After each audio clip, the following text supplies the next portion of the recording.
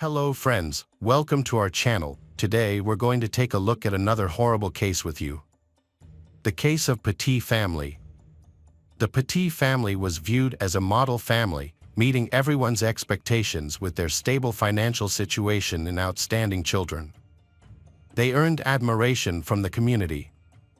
The father, William Petit, grew up in Connecticut and excelled in many sports during high school, especially basketball, where he demonstrated natural leadership.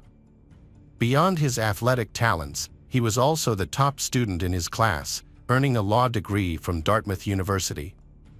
However, William discovered that his true passion was not in law. He wanted to help others, care for the sick, and making the world a better place. After graduating, he chose to pursue a career in medicine at the University of Pittsburgh. During his third year of residency at the Children's Hospital of Pittsburgh, William met Jennifer Hawk, a nurse in the oncology department and medical center co-director of a pre-graduation internship program. They quickly fell in love, and those around them believed they were a perfect match.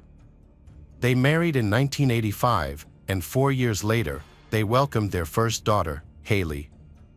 Then, they to buy a house in Cheshire, Connecticut. On November 17, 1995, their second daughter, Michaela, was born. After recovering from childbirth, Jennifer resumed her role as a nurse and co-director of the internship. Unfortunately, she later developed multiple sclerosis, an incurable condition that she fought for the rest of her life. During her struggle with the disease, her family was always by her side and supported her.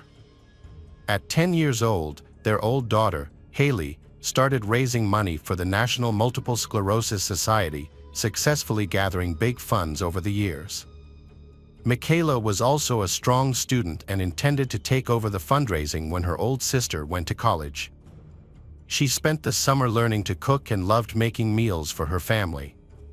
Sadly, this everyday activity would ultimately lead the family to a tragic meeting with their attacker. In July 2007, Michaela was making dinner for her family, but then she realized she needed more ingredients. She and her mother went to the nearest market to shop. At the same time, Joshua, had been released from prison, was also at the market. Joshua had a troubled childhood, and a week after birth, he was given up for adoption. The Komisarjevsky family, known for their artistic achievements in Europe, adopted him. They were a strict and religious family. Despite having a high IQ, Joshua struggled in school, which led his adoptive parents to let him homeschool. During his trial, he revealed that he had been sexually abused by a cousin when he was a child, but his family opted to keep this a secret. This experience shaped his rebellious and rampant behavior. At the age of 14, Joshua Komisarjevsky was accused of abusing his sister, and around this time, he committed his first burglary. In 2002, he was arrested on 18 charges of burglary, leading to a 9-year prison sentence. He was released on parole in 2007 when he was 27 years old. Officials deemed him a danger to society, describing him as a calculating criminal with perverted tendencies. Despite these warnings, the jury found him fit for release. After his release, Joshua lived in a halfway house for ex-convicts, where he met his accomplice, Stephen Hayes.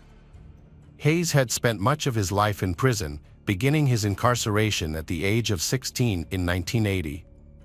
Throughout the years, he was often arrested for violent robbery and burglary.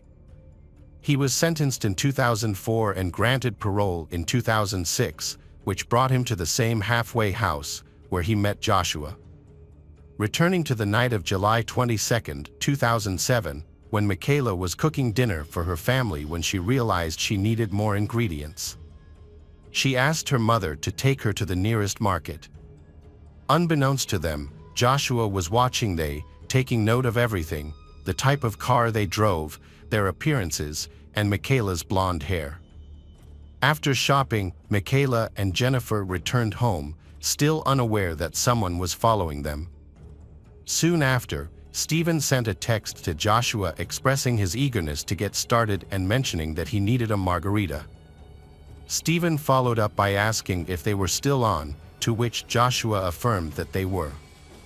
Meanwhile, Joshua secretly followed Michaela and Jennifer in his car, finding out where they lived before leaving the area.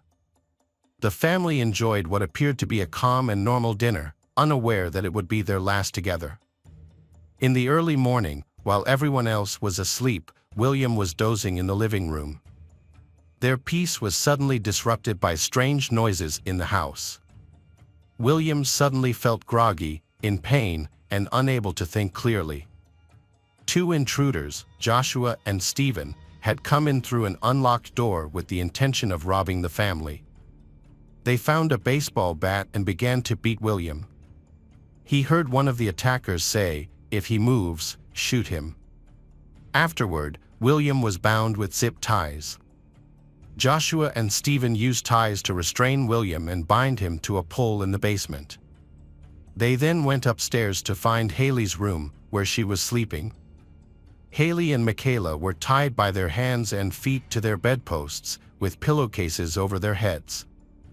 Meanwhile, in the master bedroom, Jennifer was also asleep. The intruders quietly entered her room and woke her up. They tied her hands and feet, showing their control over the situation. Joshua and Stephen carefully searched the house, even taking time to smoke cigarettes in the living room.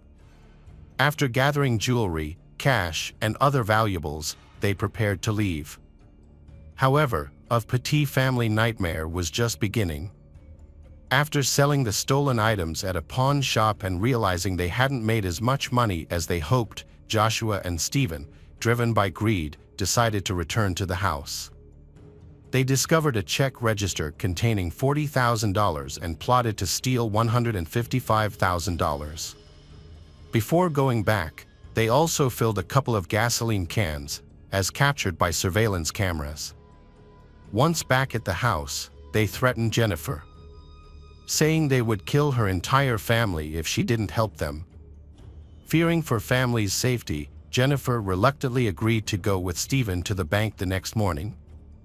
Meanwhile, Joshua exploited Jennifer's absence, he entering Michaela's room, untying her, and attempting to undress her. He took photos with his cell phone and assaulted her, recording the act. Afterward, he took her to the bathroom to clean her, ensuring no DNA evidence was left behind. He then ordered her to put her pajamas back on and tied her up again. Evidence of Joshua's assault on Michaela was found during her autopsy, where state medical examiner Dr. Wayne Carver discovered his DNA in her body. At the bank, everything seemed normal, but Stephen did not notice Jennifer's actions while they waited in line. Before reaching the teller, she wrote a note on a flyer asking for help. The note stated that her name was Jennifer Hawk Petit and that she needed to withdraw $115,000 from her savings account. She mentioned that her family was in danger and requested that the police be called, or they would be killed. Despite Jennifer not having any identification, the teller decided to give her the money. With the cash in hand, Jennifer left the bank to return to the car with Stephen. Meanwhile, the bank employee quickly called the police to report the situation. Meanwhile, at the house, Joshua disclosed to Stephen what he had done to Michaela, implying he could easily do the same to Jennifer.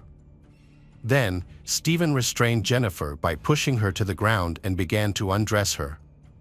William, upstairs, could hear his wife being assaulted and shouted for help.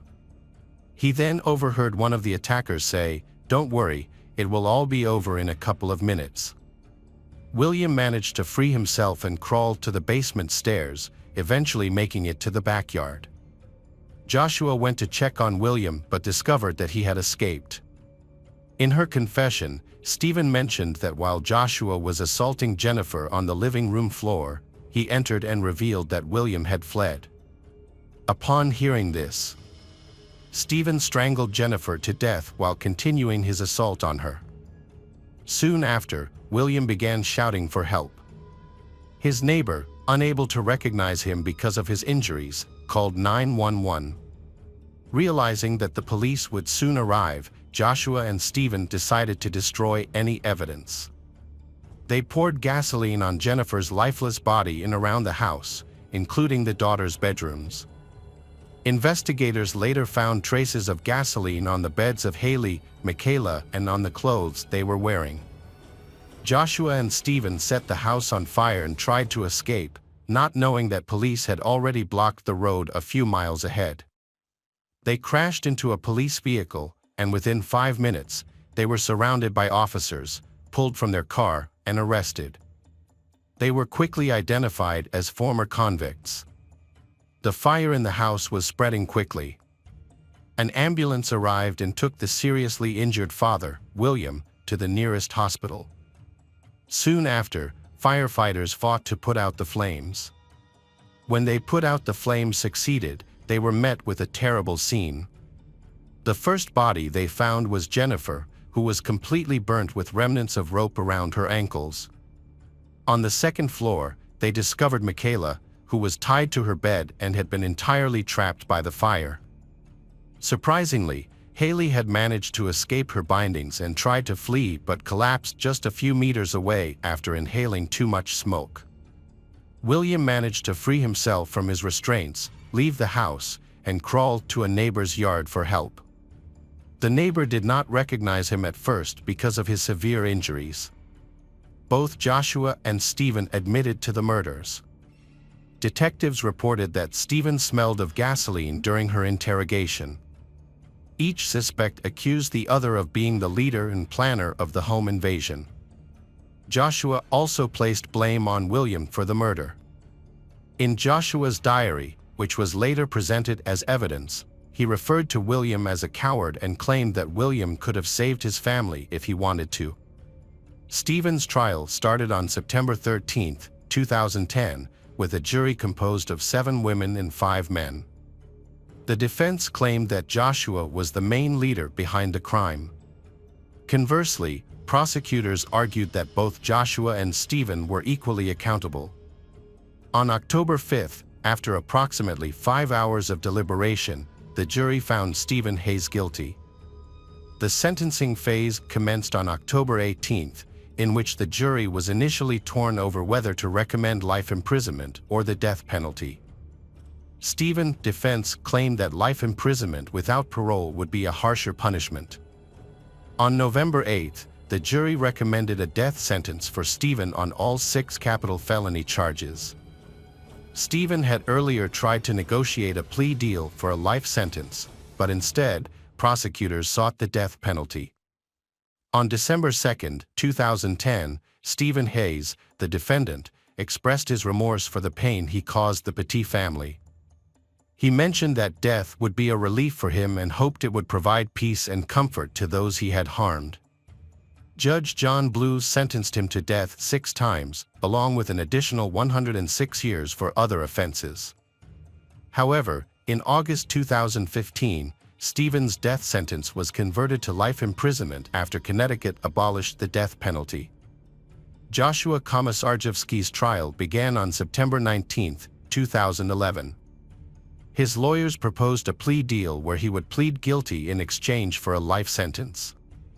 However, the prosecutors were aiming for the death penalty, arguing that Joshua was a troubled individual who had been influenced by Stephen.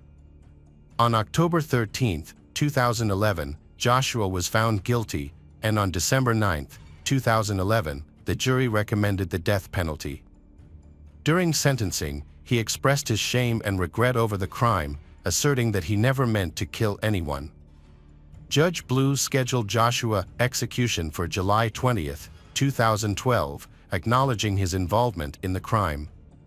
However, in August 2015, Connecticut abolished the death penalty, and Joshua's sentence was changed from death to life imprisonment, just like Stephen's sentence. The trials and sentencing of Stephen and Joshua marked a significant and troubling time in Connecticut's legal history. The severe nature of their crimes and the emotional toll on everyone involved, including jurors, revealed the difficulties the legal system faces in dealing with such heinous acts. William is the only person in the family to survive this tragic incident. After spending 4 days in the hospital, he was released to attend his family's funeral. Struggling with the guilt of not being able to save the lives of his wife and children, he founded an organization to support children and young victims of violence, raising hundreds of thousands of dollars to aid there. Later, he joined the Republican Party and entered politics, eventually becoming a state representative. Hi everyone, thanks for returning. Let's unravel another perplexing mystery. The case of Catherine Pileggi. Ronald Vinci was born on August 16, 1940, in Fort Lauderdale, Florida. From a young age, he showed a natural talent for entrepreneurship. In his 20s, he started his first business by renting a space on the Pacific coast to sell Honda motorcycles. Over time, his small shop grew into one of the largest Honda dealership centers in the state. As his business success continued to grow, so did his wealth. Ronald expanded his business by opening more car dealerships, which significantly increased his earnings. Those who worked for him often described him as a strong-willed and determined individual. In his personal life, Ronald Vinci was married to a woman named Pamela, with whom he had a son named Carey. However, their marriage eventually ended in divorce. After his divorce, Ronald began living a more extravagant lifestyle, spending his wealth on luxury items such as expensive toys, airplanes, and helicopters. His passion for collecting aircraft led him to acquire a large hangar to house his extensive collection. Ronald simplified his daily commute to work by securing government approval to build a helicopter pad on his property, despite some of his neighbors opposing the idea. Having the helicopter pad allowed him to commute to work directly from home by helicopter. He also had helicopter pads installed on the roofs of his car dealerships, making it easier for him to travel by air. Ronald, then 50 years old, met 34 years old Catherine in 1990. At the time, Catherine worked as a flight attendant. She originally from a family in a rural area of Georgia. Growing up, she participated in local beauty pageants where her bright smile and charisma easily captivated people. Her striking beauty and cheerful personality earned her many admirers. After completing her education, Catherine worked as a lab technician at a veterans hospital for several years. However, she felt unfulfilled and longed for more in life. Seeking a change, Catherine left her job in 1980 to join Delta Airlines as a flight attendant, earning an annual income of $20,000. She enjoyed her new role, taking care of passengers and serving meals, and even acquired useful tips like using coffee grounds to eliminate unpleasant odors on airplane seats. 10 years into her career as a flight attendant, Catherine's life took a dramatic turn. In 1990, she met Ronald Vinci, a millionaire, on a flight. Despite their 14-year age difference, they fell in love, drawn to each other's charming personalities. Catherine eventually left her job and moved into Ronald's luxurious California home. Together, they shared a passion for travel and explored various destinations, with Aspen, Colorado, being a favorite getaway spot. Ronald and Catherine were in a decade-long relationship, but Ronald never proposed to Catherine. Eventually, they decided to part ways. Catherine moved to Florida, seeking a fresh start and a new partner. In April 2001, at age 45, Catherine began a relationship with 63 years old Dilio Carano, a financially stable insurance agent, after being introduced by mutual friends. She shared with Dilio her previous unhappy relationship with Ronald, explained that it was a difficult time, filled with arguments, excessive drinking, and infidelity. Ronald had never proposed, despite her decade-long hope for marriage. Dilio promptly proposed to Catherine, and they got married in May 2001, just a month after meeting. After their wedding, the couple settled in Miami Beach, Florida, and Catherine seemed content with the marriage. Dilio describes Catherine's initial demeanor as being like a house cat, gentle, calm, and eating very little. In addition, Catherine is very afraid of water. She cannot bathe in the ocean, sea, or river. A few months into their marriage, Dilio noticed a dramatic change in Catherine's behavior. She began asking him for large sums of money, insisting that he buy her clothes and gifts. She would often compare him to her friends' more generous husbands. According to Dilio, Catherine was taking about $55,000 per month from him. She claimed the money was for education expenses, but never provided any receipts. After a few months of this financial strain, Dilio realized he had made a mistake by rushing into the marriage. He decided he wanted a divorce. The separation process was relatively easy, as they had no children or shared assets. Court documents revealed that Dilio's net worth was $4.5 million, while Catherine had only $8,000 in her accounts. As Catherine prepared to move out of Dilio's house, she was overwhelmed with sadness and despair. In 2005, Ronald Vinci, a wealthy millionaire, made a big change by moving to Fort Lauderdale, Florida, where friends had convinced him he would enjoy a favorable climate and low taxes. Prior to the move, Ronald had sold his car dealerships and amassed a substantial fortune. He purchased a luxurious fourth-floor apartment in Fort Lauderdale and soon reconnected with Catherine, a flight attendant he had previously dated. Catherine moved in with Ronald, and they rekindled their romance. Coincidentally, Catherine's ex-husband, Dilio Carano, lived in the same building but 30 floors. Dilio was perplexed by Catherine's decision to reconnect with Ronald, whom she had previously described as a monster. Neither Ronald nor Catherine go to work, they enjoyed a life of leisure, but their differences became increasingly apparent. Ronald struggled with his weight due to his love of rich foods, while Catherine maintained a strict diet and a very low weight of 42 kilograms. Ronald and Catherine had distinct personalities. Ronald loved attending lively parties, whereas Catherine preferred quieter evenings at home, often lost in crime novels. She favored casual clothing like shorts and sneakers. Despite their contrasting tastes, they commonly traveled together, exploring the Caribbean islands by air and sailing across the ocean. However, she struggled with aquaphobia, and her diary entries revealed her intense fear of the ocean. Ronald consistently encouraged Catherine to overcome her fear, and she made an effort to join him on these adventures despite her anxieties. This suggests Ronald had a strong influence over her. When not traveling, Ronald and Catherine would often host gatherings at their home. During these events, Ronald enjoyed great food and drinks, frequently ordering $1 tacos and strong beverages when out with friends at budget-friendly bars along the Fort Lauderdale waterfront. On occasion, he would embarrass Catherine by implying she was entirely dependent on him. Despite this, Catherine remained calm and composed. However, Catherine maintained her composure. She would quietly cater to Ronald's needs, especially when he had been drinking, by serving drinks and snacks and attending to his friends. Ronald's relationship with Catherine persisted for 5 years, despite his increasing hesitation to propose marriage. By 2010, he began sharing his feelings with friends, revealing his desire to end the relationship and find a younger partner. In early 2011, Ronald was hospitalized due to severe intestinal issues, which his doctors attributed to his years of excessive alcohol consumption. Prior to the hospitalization, Ronald had noticed an unusual change in the taste of his food, which sparked concern for his health.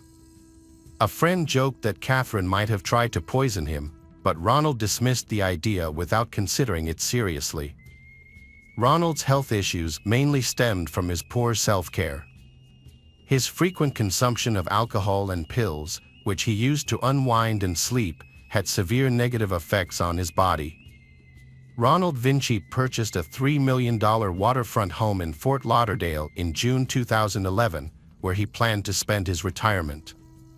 The 70-year-old millionaire looked forward to visits from his son, Kerry, and his grandson. Kerry worked as a waiter, a job that Ronald often teased his about, Ronald jokingly suggesting he was holding out for his inheritance.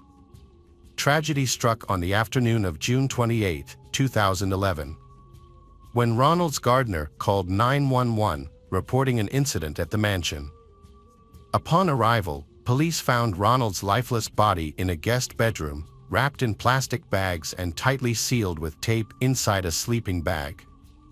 Additionally, the sleeping bag contained soiled sheets and was covered with what appeared to be wet dirt, later confirmed to be coffee grounds.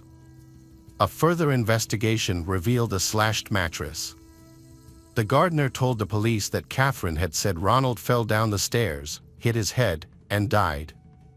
However, the officers were not convinced it was an accident. During questioning, the gardener provided a disturbing account of the incident before finding Ronald Vinci's body. When the gardener arrived at the Ronald residence in the morning, after receiving an urgent call from Catherine late at night, he was met with an horrific scene. Ronald's lifeless body was wrapped tightly in a sleeping bag in a guest bedroom. Catherine, visibly upset, begged the gardener to help her bury Ronald, revealing that Ronald wanted to be laid to rest in the ocean after his death.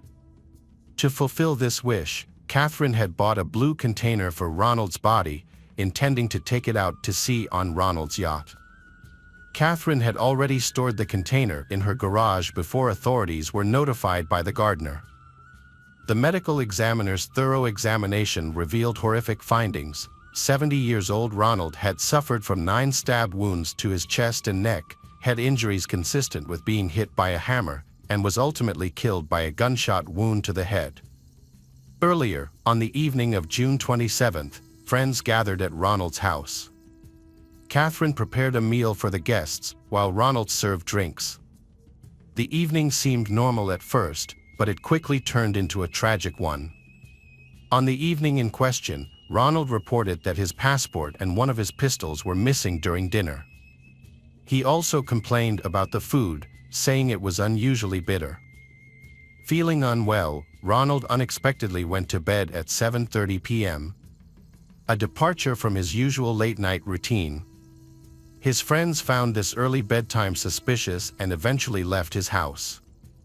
Later that night, Catherine was brought in for questioning. In her confession, she described a confrontation with Ronald, which occurred around 1 a.m. on June 28. According to she, a drunk Ronald woke up and began verbally insulting her. The situation escalated, resulting in Ronald chasing her down the stairs. However, he lost his balance, stumbled, and fell, hitting his head severely. Catherine claimed that she helped Ronald up and led him to a guest bedroom on the first floor. After cleaning the blood stains on the stairs, she checked on him a few hours later and found him asleep with a loaded gun. Catherine stated that she feared for her life, believing Ronald might kill her. In a state of fear and desperation, she grabbed the gun and shot Ronald in the head. During the interrogation, Catherine explained her actions, saying she was consumed by fear and anger, feeling as though her soul had left her body. After the shooting, Catherine further injured Ronald by stabbing him with a knife and hitting him with a hammer. She then wrapped his body in a bag in an attempt to hide the evidence. Realizing she needed help, Catherine contacted someone known as the gardener for assistance with disposing of the body. Before hiding the body, Catherine purchased a large container from a hardware store, intending to use it to dispose of Ronald's body in the ocean. This was confirmed by surveillance camera photos. Subsequent investigations uncovered a gun in Catherine's car, with her fingerprints on it, matching the gun used to shoot Ronald. Her car also contained a knife, pieces of a cut-up mattress, clothing, rubber gloves, all stained with Ronald's blood. Catherine was arrested and charged with first-degree murder. Just a month before the crime, she had been involved in a dispute with her sister. Catherine's sister claimed that she had borrowed money and refused to pay it back. But she maintained that the money was a gift and therefore did not owe her sister anything. Ronald's neighbors reported hearing screams coming from his house on the night of the murder. Additionally, a witness spotted a white vehicle with a large trailer near Ronald's house early in the morning. The car belonged to the gardener. According to Ronald's friends, he had been trying to end his relationship with Catherine for some time. The couple had been experiencing marital problems, including a lack of intimacy, and had been sleeping in separate rooms for months. In an attempt to finalize the separation, Ronald had tried to give she $1 million just weeks before the tragedy, asking her to leave their house permanently. Prosecutors suspect Catherine's main motive was fear of losing her wealthy partner, Ronald. In contrast, Catherine's defense team argued that she was a victim of severe abuse and had acted in self-defense. Several questions arose during the trial, including why Catherine didn't immediately contact the police, why she initially lied about the incident, and why she endured years of abuse without leaving Ronald. Catherine's relatives testified in her defense, and a court psychiatrist identified signs of domestic abuse. However, none of Ronald's close friends or associates witnessed or reported any mistreatment in their relationship. Instead, they described she as calm and content, never complaining about her life. During the trial, Catherine made a surprising accusation against Ronald, claiming that he was responsible for the sudden and mysterious death of her younger sister, Angela, in December 2009. Catherine, Ronald, and Angela went on a Caribbean cruise together. Angela struggled with substance abuse and, during a party on the ship, she drank excessively, leading to severe illness and intense convulsions. In an attempt to save her sister, Catherine performed CPR, but unfortunately, Angela's heart stopped and she passed away. It was later discovered that Ronald had given Angela some pills on the evening of the cruise, which allegedly were intended to help her relax. Catherine strongly believed that these pills played a role in her sister's death. However, in an unexpected turn of events, Catherine was found guilty of Ronald's murder in 2014. The jury delivered a verdict that resulted in Catherine being sentenced to 25 years in prison. She is currently serving her sentence at the LEL Correctional Institution in Marin County, Florida, and is set to be released in January 2034 at the age of 77. Hello friends, welcome to our channel. Today we're going to take a look at another horrible case with you. The case of Velma Barfield. Velma Barfield was born in 1932 in Eastover, North Carolina, and grew up in the shadow of the Great Depression. In a poor family of 9 children, Velma's family worked hard on tobacco farms, but life was still difficult. Velma's father, Murphy Bullard, was an outspoken man. Murphy often flew into fits of rage, and Velma claimed that her father physically and mentally abused her and her sisters. Velma's mother, Lily Bullard, suffered from her husband's fiery temper.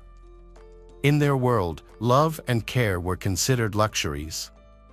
As a result, Velma and her brothers had a difficult childhood, lacking affection and constantly facing the threat of violence. As a child, Velma noticed a glaring disparity in her finances between herself and her friends. This sparked her first acts of crime.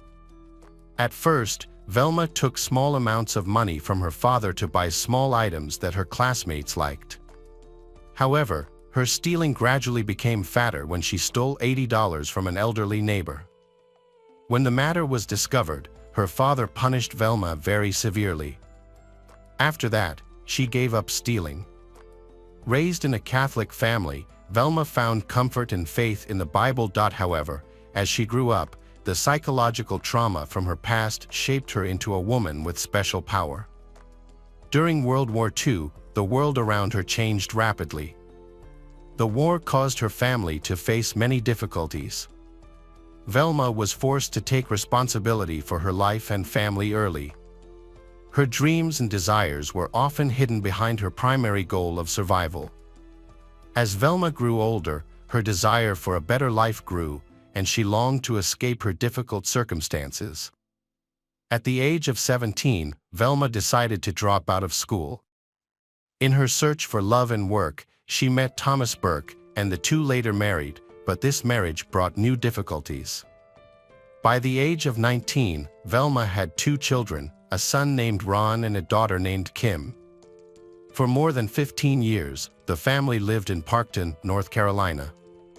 In 1965, Thomas was in a serious car accident and suffered head injuries. To cope with the pain and headaches caused by the injury, Thomas became a heavy drinker and drug addict. This affected his family, especially Velma, who had experienced past trauma due to her father's alcohol abuse. Velma vowed never to let history repeat itself, but she also faced difficulties in her own life. During this time, Velma faced many pressures, including an unhappy marriage, motherhood, and past patterns. Velma tried to find stability by working at a textile factory, but she soon had to quit to deal with health issues. She then had to undergo an emergency hysterectomy. After the surgery, Velma began to suffer from seizures and was prescribed medication. However, the use of seizure medication gradually became a habit, causing her to become mentally impaired. Velma's drinking increased, each step pushing her into a more desperate and out-of-control state. On April 4, 1969, while she and her children were away from home, the house caught fire. Thomas, who was still in the house, died of smoke inhalation. After the fire, Velma and her children moved in with her parents. A few months after her Thomas's death, Velma began a relationship with a divorced man named Jennings Barfield. They married in August 1970. However, their relationship did not last. After an argument, Jennings died of a heart attack on March 21, 1971. Velma returned to her parents' home. Later, Velma's father died of cancer in the summer of 1974. Her mother also suffered from severe stomach pain and was hospitalized. Although she recovered and returned home in August 1974, Velma's mother was hospitalized again due to severe stomach pain. Because her illness was so severe, she died after 2 hours of treatment. Another man Velma was dating was in a car accident and died on December 30th of the same year. Velma's financial difficulties and addiction led to another bad decision. She started forging checks to meet her growing needs. But deception came at a cost, and those around her began to lose faith in Velma. In 1975, Velma was convicted of 7 counts of writing bad checks and sentenced to 6 months in prison. However, she was released after serving 3 months. After her release in 1976, Velma took a job caring for the elderly. She initially worked for 94-year-old Montgomery Edwards and his 84-year-old wife in Lumberton, North Carolina. Montgomery fell ill and died on January 29, 1977. A few weeks later, in February, Montgomery's wife Dolly developed symptoms of the same stomach illness as Velma's mother and died on March 1. Velma then cared for Record Lee, 76, who had lost a leg. On June 4, 1977, Record Lee's husband, John Henry, began experiencing severe pain and cramps in his abdomen. Doctors attributed his condition to a severe stomach virus. However, he died later that month. Velma then moved in with her new boyfriend, Roland Stewart. While attending a Pentecostal revival meeting in Cumberland County, Roland Stewart suddenly complained of severe abdominal pain. He was rushed to the hospital but could not be saved, dying a few days later. Roland Stewart's relatives were suspicious of his mysterious death. They reported to the police to find out the reason for Roland Stewart's death. An autopsy was ordered. An investigation into Roland Stewart's death was opened. Before the autopsy results were released, Lumberton police received an anonymous phone call, reportedly from Velma's sister, who said that Velma had poisoned Roland Stewart and others. As a result, Velma was arrested for the murder of Roland Stewart. During the interrogation, Velma confessed to poisoning Montgomery and Dolly Edwards, John Henry, her mother Lillian, and her boyfriend Roland Stewart. Velma confessed that she had forged checks to her boyfriend Roland Stewart's account and that he had found out about it, so Velma had mixed rat poison into his beer and tea, and in previous victims Velma had given weed killers containing paraquat and barbiturates. Velma had secretly put these substances into her victims' food or drinks, leading to their deaths. At trial, Velma's defense attorney argued that she was insane, but this was not accepted. Velma appeared cold and emotionless, laughing at the prosecutor and even applauding after his closing speech. The defense attorney attempted to explain that Velma was not a monster but a soul trapped by addiction, and that the difficult circumstances she had experienced since childhood had caused Velma's actions to be beyond her control. The attorney emphasized Velma's mental health struggles as a mitigating factor in Velma's crimes. December 12, 1978. The jury considered the circumstances and decided to sentence Velma to death for murder and causing harm to the victim's family. The verdict was an acknowledgement of the victim's family's irreplaceable loss. A unit for female death row inmates was later established at the North Carolina Correctional Institution for Women. While on death row, Velma quit smoking and expressed remorse. At night, the faces of her victims haunted her dreams, and Velma silently contemplated the crimes she had committed. Velma's appeal was filed with the North Carolina Supreme Court on October 30, 1984. The appeal claimed that she was incompetent at her original trial due to her struggles with drug addiction. However, the court denied her appeal. The day before her execution, Velma instructed her attorney, Jimmy, to withdraw all remaining appeals. She expressed her desire to die with dignity, as allowed by the state of North Carolina. In her final hours, Velma reflected on her life and prayed, finding solace in her faith as she prepared for death. Pastor Billy Graham offered her words of comfort over the phone, saying, "Velma, in a way I envy you because you're going to get to heaven before I do." Velma was executed on November 2, 1984, at the Central Penitentiary in Raleigh. Before her execution, she expressed remorse for the pain she had caused, stating that she was deeply sorry for the pain she had caused and that many families had suffered greatly. She also expressed her gratitude to those who had supported her over the past 6 years, saying that she appreciated the unwavering support of her family, her attorneys, and the kindness of the prison staff, and that she was grateful for their compassion and understanding during this difficult time. For her final meal, Velma chose a simple snack of cheese doodles and a Coca-Cola. She spent her last hours with family members and friends who visited her before her execution. Despite the circumstances, Velma remained calm and at peace. Velma was led to her execution wearing pink pajamas and medical devices attached to her chest, including a stethoscope and heart monitor. She was secured to a gurney with straps at her body and legs, and then wheeled to the execution chamber just before 2 a.m. outside the prison. 2 opposing groups of protesters had gathered. Pro-death penalty supporters were present, and anti-death penalty advocates, who criticized Governor Hunt for not showing compassion and claimed the woman could still contribute positively to society from behind bars. As the execution approached, other inmates demonstrated their anxiety by banging on the windows of their cells in unison. A group of about 80 people who supported capital punishment showed their approval through cheers and applause. 3 volunteers carried out the execution, with a dummy intravenous line ensuring that none knew for certain which of them had administered the fatal dose. Velma's execution took place at 2:15 a.m., just 15 minutes after being given the lethal injection of proton bromide. Those present at the execution reported that she passed away without any apparent suffering. Around 300 death penalty opponents stood nearby in silence, holding candles that they extinguished as the moment of her death approached. After the execution, Velma's body was taken by ambulance to a medical school for use in her previously expressed wish to donate her organs for transplantation. Her burial followed at a small North Carolina cemetery close to the gravesite of her first husband, Thomas Burke. She was 52 years old at the time of her death. Hello again, true crime fans. We've got another mysterious case to explore.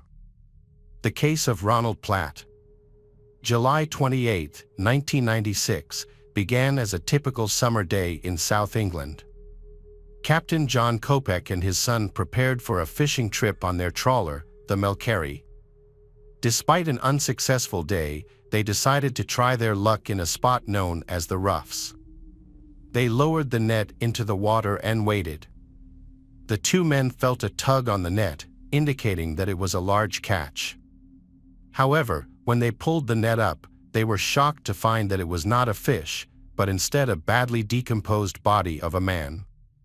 Captain Kopek immediately contacted the Brixham Coast Guard to report the discovery. The body was in a state of severe decomposition, indicating that it had been in the ocean for some time.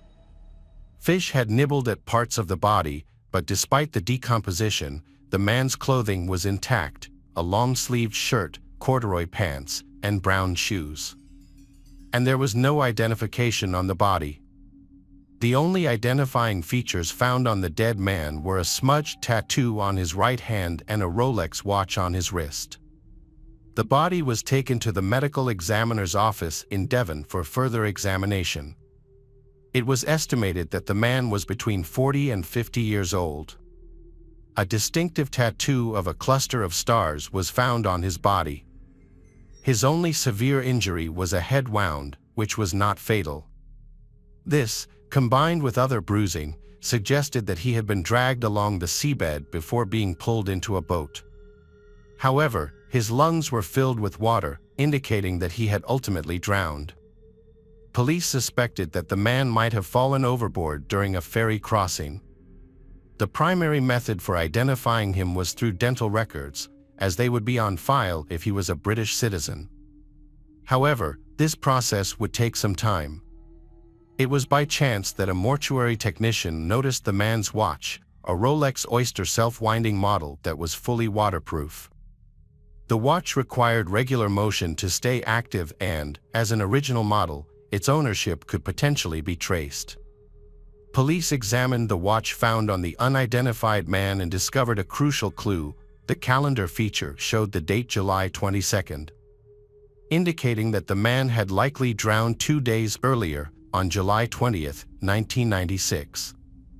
Further examination revealed a serial number hidden between the wristband and the watch face.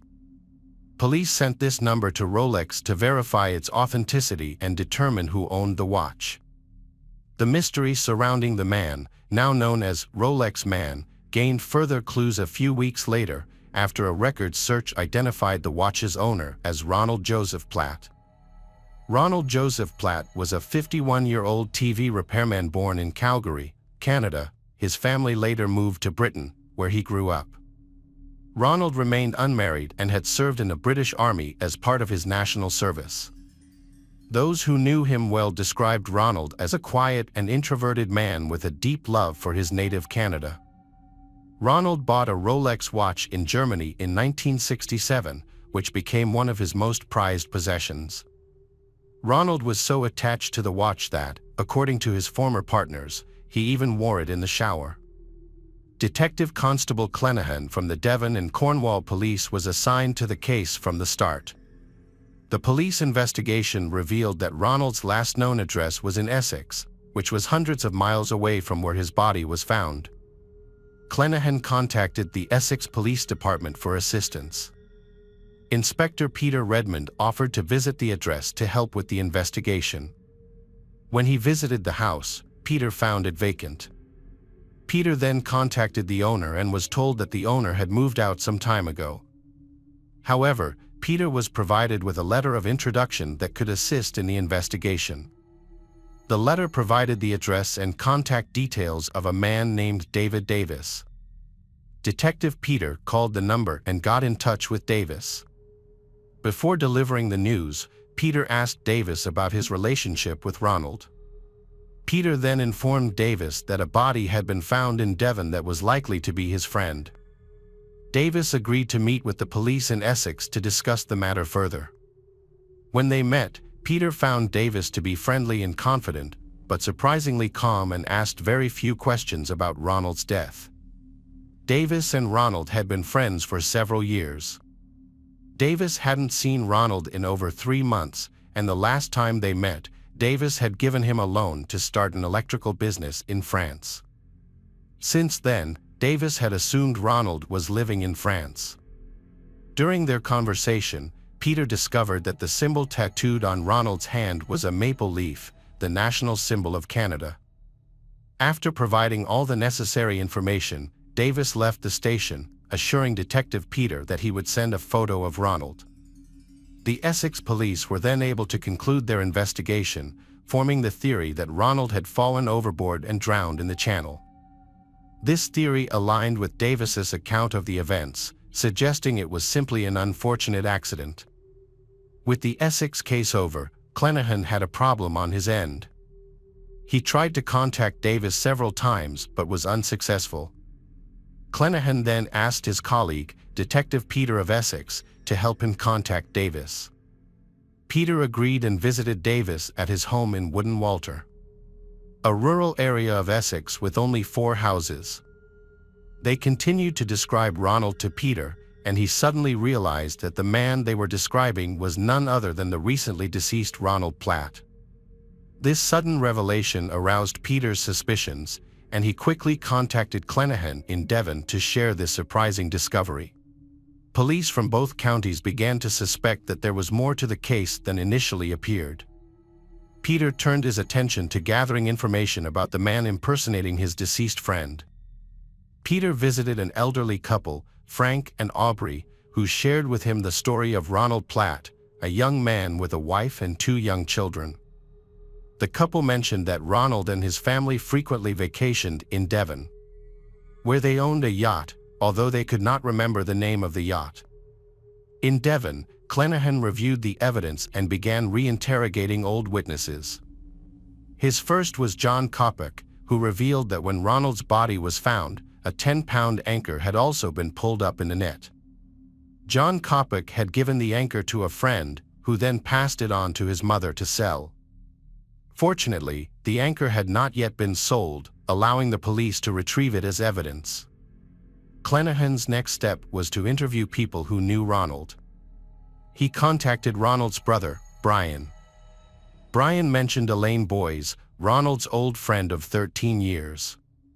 Police then spoke with Elaine Boyes and discovered the connection between Ronald Platt and Davis. Elaine Boyes had met Davis in 1991 while working as a receptionist at a fine arts auction house in Harrogate, England. She recalled Davis as being tall, engaging, and charming. During their conversation, Davis mentioned his plans to move to Yorkshire, and the topic turned to job opportunities.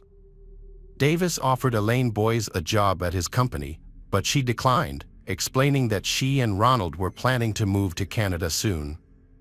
Davis offered to help Elaine Boyes and Ronald save money to move to Canada. Elaine Boyes soon became Davis's executive assistant, and she soon introduced Ronald to Davis. The 2 men quickly became close friends. Elaine Boyes and Ronald were fascinated by Davis's lavish stories and impressed by his lavish lifestyle. Davis then offered them a business opportunity, proposing that they become directors of his company, the Cavendish Corporation. Although Elaine Boyes was initially hesitant, Davis explained that he wanted to keep a low profile due to his ex-wife, a wealthy doctor in New York, who allegedly still demanded alimony payments from him.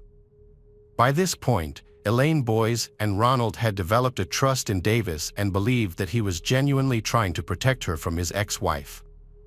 Davis sent both Elaine Boyes and Platt on business trips to Europe to negotiate deals on his behalf, gradually drawing them into his scheme. They transferred money to various offshore bank accounts without asking Davis what he intended to do with it, trusting him greatly because of his religious nature. On Christmas Day 1992, Davis invited Elaine Boyes and Ronald to visit Davis and his daughter, Noelle. After a sumptuous meal, they exchanged gifts. Elaine Boyes presented Davis with a card titled "The Greatest Gift Ever." In return, Davis gave the couple 2 plane tickets to Canada, provided they used them before February 1993. While Elaine Boyes was overwhelmed by the short notice, Ronald was overjoyed that his lifelong dream of returning to Canada had finally come true thanks to Davis. In preparation for their upcoming trip, Davis quickly made arrangements. To ensure he could effectively manage their affairs while they were away, he asked Elaine Boyes and Ronald to stamp their signatures and leave their driver's licenses with him in case they needed to prove their identity. Elaine Boyes and Ronald agreed, as they trusted Davis and were grateful for the new beginning he provided. Consequently, in February 1993, they left for Canada. However, the harsh winter conditions, lack of job opportunities, and resulting financial strain quickly put pressure on their relationship. Elaine Boyes and Ronald's relationship began to unravel due to increasing tension, ultimately causing them to drift apart. 5 months later, Elaine Boyes traveled to England to serve as a bridesmaid at her sister's wedding, with no intention of returning to Canada. Davis, who had become a family friend, was also invited to the wedding. During the event, he spoke with Elaine Boyes and asked about Ronald. Upon learning that Elaine Boyes had ended her relationship with Ronald and would not be returning to Canada, Davis was upset. He attempted to persuade Elaine Boyes to give Ronald another chance, but she refused. Davis packed up his life, said goodbye to Elaine Boyes, and left her with his mobile number. However, their friendship eventually dissolved, and the phone calls ceased. Ronald and Elaine Boyes had lost contact. Ever since Elaine Boyes moved away from Canada, she had not heard from Ronald, her former lover, or Davis, who had been her best friend. So when Davis suddenly contacted Elaine Boyes in late 1996, their conversation was somewhat awkward. They barely exchanged any important information, and surprisingly, Davis did not even mention Ronald's name. The conversation was brief, and they did not keep in touch after that. He failed to tell her that Ronald was dead. After the interview, Elaine Boyes suspected Davis was involved in Ronald's death. Police needed more concrete evidence. They started questioning witnesses. Following the wedding in Harrogate, Davis quickly moved to Devon with his family. There, he introduced himself as Ronald Platt. He also introduced his pregnant daughter as his wife, sometimes calling her Elaine Boyes. It was well known that Davis owned a yacht. Witnesses reported seeing Ronald and Davis together a month before Ronald's body was discovered. They claimed to have registered on Steam Packet as brothers, David and Ronald Platt. By this point, police knew Davis had lied about Ronald and his knowledge of Ronald's death. They needed one last piece of evidence to confirm their suspicions. Police analyzed mobile records and discovered that the calls made by Davis originated from the same area where the medical examiner believed Ronald had drowned. This led Essex police to plan a sting operation to arrest Davis on suspicion of Ronald's murder. The police were informed by Elaine Boyes that Davis had arranged to meet her for coffee at Chelmsford train station. The police arrived at the train station. However, Davis had escaped. Not giving up, Detective Peter decided to drive to the Davis family home. Pete called for backup. He speculated that Davis might be armed. As the police prepared to act, a taxi stopped at the entrance of the house, and Davis quickly escaped. The police promptly gave chase, and Davis was eventually caught and forced to surrender at gunpoint after Davis was arrested. Police took his fingerprints and submitted them to an international database. Albert Johnson Walker, a man on Interpol's wanted list and Canada's most wanted fugitive, was identified as the owner of the discovered prints.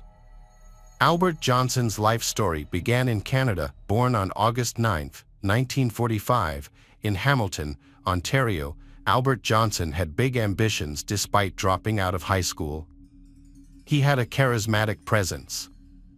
Albert Johnson met his ex-wife, Barbara MacDonald. They married in 1968.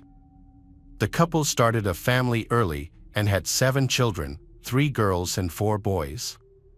Albert Johnson was born in Paris, Ontario, where he and his wife Barbara started a freelance accounting business. The business grew rapidly, and within a decade, it had expanded to 6 locations with more than 30 employees. However, Albert Johnson deceived his friends and clients by secretly transferring their investments to offshore accounts in the Cayman Islands and Switzerland. Over time, Albert Johnson's dishonesty wasn't the only problem he faced. His marriage began to fall apart due to his many affairs. Furthermore, those he had stolen money from began to become suspicious. With his empire on the brink of collapse, Albert Johnson decided to go on the run in 1990. Under the pretext of taking his 15-year-old daughter Sheena on a skiing trip to Europe, Albert Johnson escaped. Barbara discovered the incident and, concerned for her daughter's safety, reported her missing. The police tracked Albert Johnson to London, but lost track of him. Albert Johnson assumed a new identity, stolen from a client. He now went by the name Davis Wallace, and his daughter Sheena changed her name to Noel. Although he evaded the police, the name Davis linked him back to his real identity. Davis Wallace needed a new identity, and his opportunity came when he met Ronald Platt. Ronald had a strong interest in Canada. Davis used this information to his advantage and created a new identity for himself. However, his plans began to fall apart in 1995 when Ronald contacted him, saying that Ronald was frustrated with life in Canada and was moving back to Essex to be closer to Davis. This development posed a problem for Davis, as having two Ronald Platts with the same birth date in the same area would have raised suspicion. To solve this problem, Davis came up with a plan. He bought a yacht, the Lady Jane, and took his family and Ronald to Totnes and Devon to celebrate the launch. During this trip, Davis and Ronald purchased a new 10-pound anchor. Davis invited Ronald to Devon for the weekend to go fishing and enjoy the coast. Davis took Ronald to his boat, the Lady Jane, far enough from shore to avoid detection.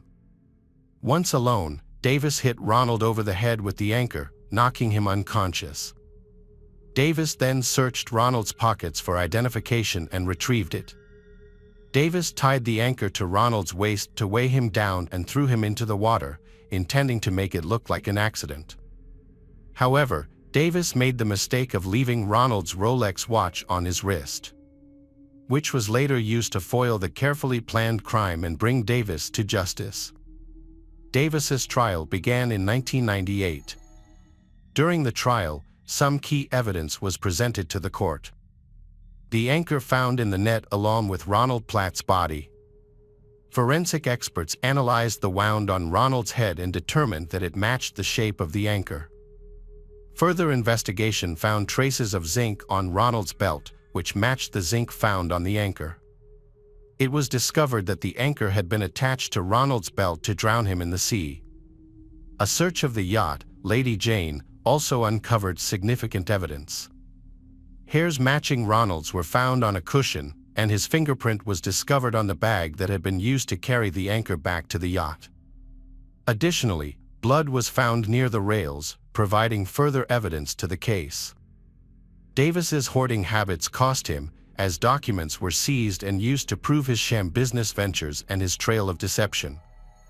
Elaine Boy's testimony provided evidence that Davis would lose a lot if Ronald Platt returned to England.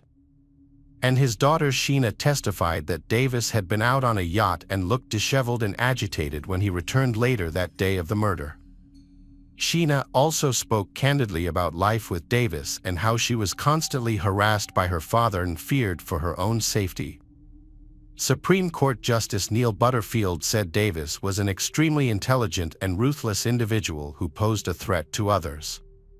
He stated that Davis's crimes were carefully planned and executed with precision.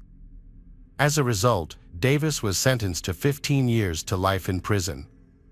In 2005, he was allowed to move to Canada to serve his sentence. 2 years later, at the age of 61, Davis was given an additional 4-year sentence to be served concurrently. In 2015, Davis applied for parole but withdrew it at the last minute. Hi there, investigators. It's time to uncover the truth behind another case. The case of Frank Spencer. Frank Spencer was born on November 10, 1965, in Bloomsburg, Pennsylvania. His father was Cyrus, and his mother was Melina Spencer. Since childhood, Frank loved active games and sports, which helped him maintain a healthy body and mind.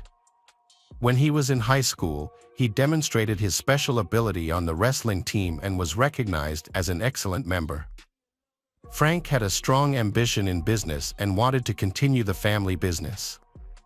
So, after graduating from high school in 1984, he attended a local university and completed his course in 1988. After his father passed away, Frank became the owner of Spencer's Auto Parts. The year 1997 marked an important event in Frank's life. It was the year he met Maria. The two of them were attracted to each other at first sight. Maria was known for her hot temper and daring personality, which intrigued Frank.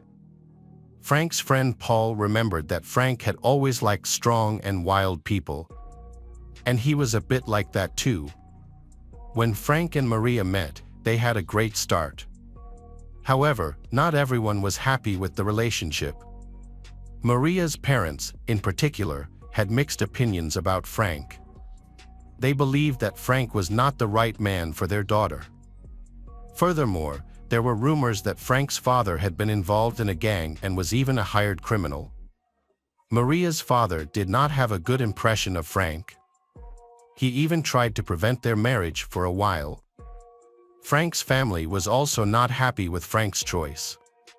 So, Frank and Maria decided to run away and rent a separate apartment to get away from their families. After a while, Frank's family and Maria's family were forced to accept their relationship. Family life gradually returned to normal. Maria and Frank got married and had 2 children, a boy and a girl. They then moved to a new house. During this time, Frank owned an auto parts business and sponsored race cars. He worked hard to provide his family with everything they needed. For Frank, his children were the top priority and driving force in his life. Maria initially tried to manage the housework and take care of the children. However, later, despite having a law degree, she became the coach of her daughter's soccer team. Her friends said that, unlike her husband, she was not really interested in the marriage. She seemed to be uninterested in work and family responsibilities. What worried her most was the financial issue. She liked to spend what Frank earned. Maria Spencer had a cold personality, especially towards the children. This caused many problems in her marriage. Her husband was frustrated with her selfishness and eccentricity and expected her to change when she became a mother. However, Maria remained her own person. In 2006, her husband decided to file for divorce because he could no longer stand her inappropriate behavior and constant scandals. He feared for the health of the children because of her unreasonable behavior. After the divorce, the relationship between the two became even more strained. A confrontation over custody was inevitable. Maria wanted to keep the children with her, but her husband did not trust her and believed that she could not take good care of them. However, not everyone agreed with her husband's views. For example, her husband's friend, Ron, believed that both parents were necessary for the children to develop normally. Frank's friend advised him to negotiate with Maria for custody of the children. However, Frank thought he knew better than his friends and continued to demand sole custody. Maria did the same. She also hoped to receive a substantial amount of child support. The conflict between Frank and Maria worsened over time. On several occasions, due to Maria's erratic behavior, Frank had to call the police for help. Maria repeatedly attacked Frank and the children, but not everyone believed this. In 2008, an incident occurred that confirmed Frank's accusations. After a fight with Maria near their children's school, Maria was arrested. The problem stemmed from Maria wanting to pick up her daughter. But Frank's relatives prevented her. The reason was that the two had made another agreement, but Maria changed her mind at the last minute. After the fight, Maria put the child in the car but forgot to fasten the seatbelt. When the police checked her car, they discovered that Maria's actions could endanger the life and health of the child. As a result, Maria got into trouble with the law. She was charged with disorderly conduct and child endangerment. In addition, Frank also accused Maria of stalking him, claiming that she had stalked him on multiple occasions. For this reason, Maria faced an additional charge. Maria could not be convicted of endangering the life of the child because the prosecution could not prove it. Therefore, the authorities decided to drop the charge in exchange for Maria's admission of guilt for disorderly conduct and stalking. Maria agreed and was fined $600. However, this event did not make Maria reconsider her behavior. Instead, she continued to act negatively. Frank's acquaintances and relatives increasingly heard complaints from him about Maria threatening and stalking him. Some of Maria's co-workers also said that she repeatedly mentioned that she hated Frank and was willing to harm him. For this reason, one of her co-workers nicknamed her Black Widow. Frank tried to stay calm and smooth over the rough edges, but Maria wouldn't stop. He kept trying to talk to her, but she wouldn't listen. Frank started recording every conflict so that he would have evidence in case something bad happened. He just wanted to live and work in peace, but Maria took it too far. In 2009, Frank tried to stay positive and eventually met a woman named Julie. However, Maria soon learned about his new relationship. According to Maria, she didn't care that Frank was dating Julie, but what bothered her was that Frank gave Julie access to the children. However, Frank thought that Maria was extremely jealous, and that was the cause of all the trouble. Maria then became very angry. In February 2009, she sent a voice message to Julie, warning her not to go near the children. However, the situation worsened when Maria's father was released from prison after serving 5 years for fraud. His reputation was already bad, and for Frank, this meant more trouble, as he knew Maria's father had a fierce temper. Many believed that Maria had inherited her fierce personality from her father. As Frank became pensive and anxious, his colleagues noticed it too. The first incident that happened after Maria's father Anthony was released was a robbery at Frank's office. Important documents that could affect Frank's divorce were stolen. The next day, Maria called Frank and hinted that she had found something interesting. Frank understood that she was referring to the stolen documents and advised her to return them. At the same time, he also reported the incident to the police. However, it was unsuccessful in proving that someone was involved in the incident. The detectives did not find any traces of the perpetrator. However, everyone suspected that Maria and her father were involved in the crime. The police also considered Maria a suspect. In the end, the investigation of the case was stopped. However, thanks to the intervention of the police, Maria returned the stolen documents to the owner. It is likely that these documents did not contain any important information that could be used in court. The situation between Frank and Maria continued to escalate. Frank's patience was at its limit after Maria repeatedly threatened him on social media. This was because Frank's children were still in contact with his new partner, Julie. Julie, on the other hand, remained calm and balanced, enjoying her time with Frank and his children. She tried not to interfere in Frank and Maria's complicated relationship. However, Frank was extremely angry that Maria had neglected her parental responsibilities. The arguments between the two continued until 2010. At that point, Frank sought the intervention of law enforcement. He asked the police to evaluate Maria's behavior. Despite the threats, Maria insisted that it was just her way of communicating and that she meant nothing reprehensible. Again, Maria's guilt could not be proven because her warnings were vague. In January 2010, a fire brought negativity to Frank. In a strange coincidence, before a romantic trip to the Caribbean islands that he had planned, a fire broke out at Frank's mother's house the night before the trip. Fortunately, no one was injured, but all the property was destroyed by fire and smoke. During this fire, witnesses reported seeing a car driven by Maria, accompanied by neighbors and friends visiting the house at that time. Maria smiled and watched the fire before leaving. After the fire department put out the fire, a dog owned by one of Frank's children was found dead in the fire. Maria's actions crossed the line, forcing the police to investigate the incident. Unfortunately, there was no clear evidence of arson at the time, and the fire was ruled an accident. Maria then sent Frank a frantic text message, gloating about how karma had caught up with him and how her life had been ruined. She hinted that Frank could face more consequences in the future. Maria also began sending similar messages to Julie, Frank's new partner. When the police failed to act, Maria's aggression escalated. She became so dangerous that she openly threatened Frank and Julie. A few months later, a fire broke out at Julie's house. This time, the situation could have been much worse. Julie was home when the fire broke out, but she was lucky to escape by jumping off the porch.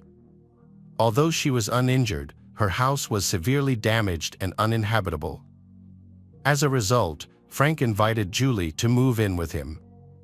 Frank and Julie feared that this would only make Maria angrier, but they had no other choice. The police are investigating the exact cause of the fire. A similar situation in the past suggests that the fire may have been intentionally set by an individual. Frank and Julie live in a different district than the burned street, so they hope that the police will conduct a fair and impartial investigation. However, once again, there is not much they can do due to the lack of concrete evidence. However, the investigators did not give up. Julie hired private investigators to join the investigation, which pushed the inquiry in a new direction. During the inspection, 2 flares were found on the lawn. One was broken and lying nearby. Investigators also discovered that the fire had spread from the steps leading to the balcony of the house. Finally, after collecting and examining the data, experts determined that the cause of the fire was arson. However, the lack of direct evidence has prevented authorities from identifying the perpetrators. The suspects remain at large and have not been prosecuted for their crimes. The cold summer of 2012 marked a tragic event in the life of the Frank family. In June 2012, Frank and Julie decided to split up, but in reality, it was just a plan to distract Maria. However, this also marked the final farewell of the Frank family. Just a few weeks later, Frank was found dead. On July 3rd, Joe, a close friend of Frank's, decided to visit him because he had not heard from him for a while. Joe and Frank used to take their children out together, and their team was currently in an important series of matches. However, when Frank did not answer the phone, Joe decided to visit him in person. When he arrived at Frank's house, Joe became worried when he saw that the front door was slightly ajar and there were stains near it. His fear was confirmed when he entered the house and saw Frank lying motionless on the floor. Frank's face was serene, as if he had finally found the peace he had been looking for. However, when Joe walked around the body, he saw dried blood in Frank's ear. Without hesitation, Joe called emergency services. As news of the incident spread throughout the county, everyone knew that this was a terrible crime. However, the detectives had to take matters into their own hands to find out who was behind this murder. Investigators discovered many important signs at the crime scene. They found large pools of blood and drag marks on the floor, along with a clear shoe print and bloody gloves in the kitchen. This physical evidence was sent for analysis. The investigation results showed that the bloody shoe print matched the size of the gloves that Maria's father, Anthony, often wore. Furthermore, Maria's DNA was found on the gloves. Since Maria had not lived with the family for over a year, the presence of her DNA on the gloves was unlikely to have happened by accident. All the evidence pointed to the involvement of Anthony and Maria in the case. Both were subsequently arrested. Autopsy results and ballistics analysis revealed that Frank had been shot with 2 different weapons. The first bullet was fired from a .30 caliber sniper rifle as he stood by the front door. Forensic experts found a sniper nest about 115 feet from the house. The bullet went through Frank's arm and chest, causing severe and fatal injuries. The attackers dragged Frank into the house, where they fired a final shot into his head with a .357 Magnum revolver. Frank was already dead at that point. This action was considered an act of revenge, suggesting that the shooter harbored a grudge against the victim. Police speculated that Anthony shot Frank with the rifle. There were also some important clues left behind. Frank's car and dog were missing from the house, implicating Anthony and Maria. A review of traffic cameras showed Frank's car driving away from the victim's house shortly after the crime. However, the driver could not be identified. The car was later found in Sunbury, Pennsylvania, 27 miles from Frank's house and 5 miles from Maria's residence. However, no fingerprints or other evidence were found inside the car. Frank's dog was found 2 days after the crime when it wandered into a wedding in Dauphin. Thanks to an electronic chip, attendees realized that the dog had an owner. The dog was later returned to Frank's mother. The fact that Frank had purchased the dog after the fire helped shed some light on the case. During the investigation, detectives discovered that the criminals had taken the dog as they were fleeing the scene. During the time Anthony was stopped, the dog was attracted to the smell of food nearby and escaped. It then wandered into a house where a wedding was being held, where it was found. This helped detectives prove that Anthony's phone was near the venue of the celebration on the day of the crime, even though he claimed to be at home in Harrisburg, 12 miles away. It is possible that Maria was the one who put the dog in the car, but this decision proved to be a mistake. During questioning, Anthony admitted that Frank had asked him for help several times and that he had visited Frank the day before Frank died. This would explain the traces found at the crime scene.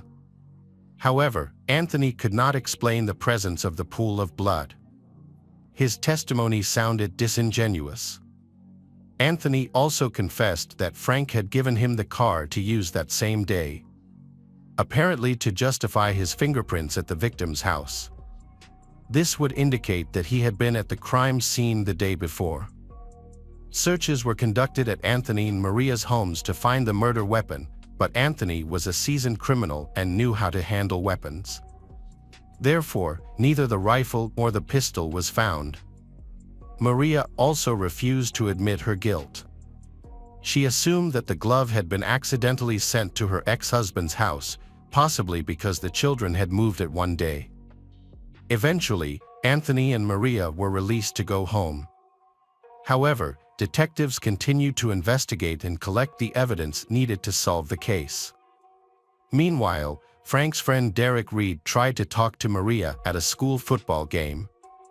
During the conversation, Maria confessed that the last thing her husband saw before he died was her face. This statement was strange and curious. The investigation into Frank's death received intense attention from the state attorney general. The Attorney General was furious with the indifference of the authorities to Frank's reports and statements. The police also faced numerous complaints of incompetence, and an internal investigation was inevitable. However, the police's negligence in their duties could not be proven. The reason was that much of the information provided by Frank, which the police believed lacked solid evidence, contributed to Frank's tragic death. The public and Frank's relatives were outraged that their petition had not yielded results. Meanwhile, investigators tried to prove the suspect's guilt not only in the crime but also in stalking and other crimes committed before. In 2013, a major interrogation was held. At the same time, Maria and Anthony continued to claim their innocence, denying all 12 charges against them. Their unwillingness to cooperate with the investigation led to charges of providing false testimony. Prosecutors argued that the suspects had arrived at Frank's home together, but they chose not to use their own vehicles to avoid attracting attention. Instead, they fled the scene in Frank's car. By the end of 2014, Maria was recaptured. Meanwhile, Anthony successfully escaped. After being interrogated one last time, Anthony boarded a plane and flew to Colombia. According to the investigation, Anthony's escape was evidence that he was hiding his guilt. For 11 months, Anthony was on the run but was eventually captured in Buenos Aires, Argentina. After being arrested by local police, he fought extradition to the United States but was unsuccessful and was deported back to his home country. In the fall of 2015, Maria's trial began. She continued to deny her guilt and blamed her father. She claimed that she loved Frank and never wanted him dead. However, multiple witnesses came forward to shed light on her true nature, recounting the threats, stalking, and sabotage she had committed. After more than a week of trial, the jury returned a verdict, finding her guilty on all counts, including murder, arson, burglary, perjury, conspiracy, and menacing. Maria was sentenced to life in prison without the possibility of parole, plus 50 years. Witnesses reported that she smiled throughout the trial. Years later, Anthony's trial began. Anthony was furious when he heard his daughter's accusations. He claimed he was only helping her but objected to the use of violence. However, the physical evidence suggested otherwise. Finally, in the fall of 2018, Anthony was convicted of murder, robbery, and arson. He was sentenced to life in prison without parole, plus 45 years. When he was sentenced, the 77-year-old blew a kiss to the prosecutor and the lead detective before cursing at the judge. Years later, Anthony sought to appeal, claiming his defense attorney was ineffective, which led to his conviction. His daughter, Maria, also tried to appeal her case. However, both Maria and Anthony efforts were unsuccessful. Hello, crime enthusiasts, are you ready for another chilling investigation? The case of Sinini. In December 2002, Tharun Jinaraj and Sinini Krishnan, a newlywed couple, started their life together. Tharun and Sinini's marriage was arranged, but the couple was very happy and were building a life together in their apartment. Tharun, a physical education teacher at a local school and a volleyball coach, his wife, Sinini, worked at a bank. Whenever Tharun went to watch volleyball, he would remind his wife, Sinini, that due to the unsafe burglary situation in the area, Sinini should go to her father's house instead of staying alone in their apartment. Sinini's father lived nearby, so she would go to her father's house whenever Tharun went to watch volleyball. On February 5, 2003, Sinini visited her father's house for the last time. Before leaving, she said that she needed money to fill up her car's gas tank. Sinini's father was surprised and asked if Tharun was taking good care of her. Sinini appeared angry and dismissed her father's concerns, saying, "Dad, there's no such thing." Her short reply made her father feel uncomfortable, thinking that it might just be a minor disagreement between the couple. On February 14, 2003, at 7:30 p.m., Sinini had a phone conversation with her sister that lasted about 15 minutes. 2 hours later, at about 9:30 p.m., Tharun contacted Sinini's father, informing him to come to the hospital immediately because Sinini's condition was critical. Family members rushed to the hospital and found that Sinini had passed away. Tharun was deeply moved and cried loudly. Sinini's cause of death was determined to be strangulation with a scarf. When the police arrived at the scene, Tharun reported that their house had been broken into, jewelry and money had been stolen, and belongings had been thrown around. Initially, the police suspected that the thieves might have killed Sinini when she discovered them.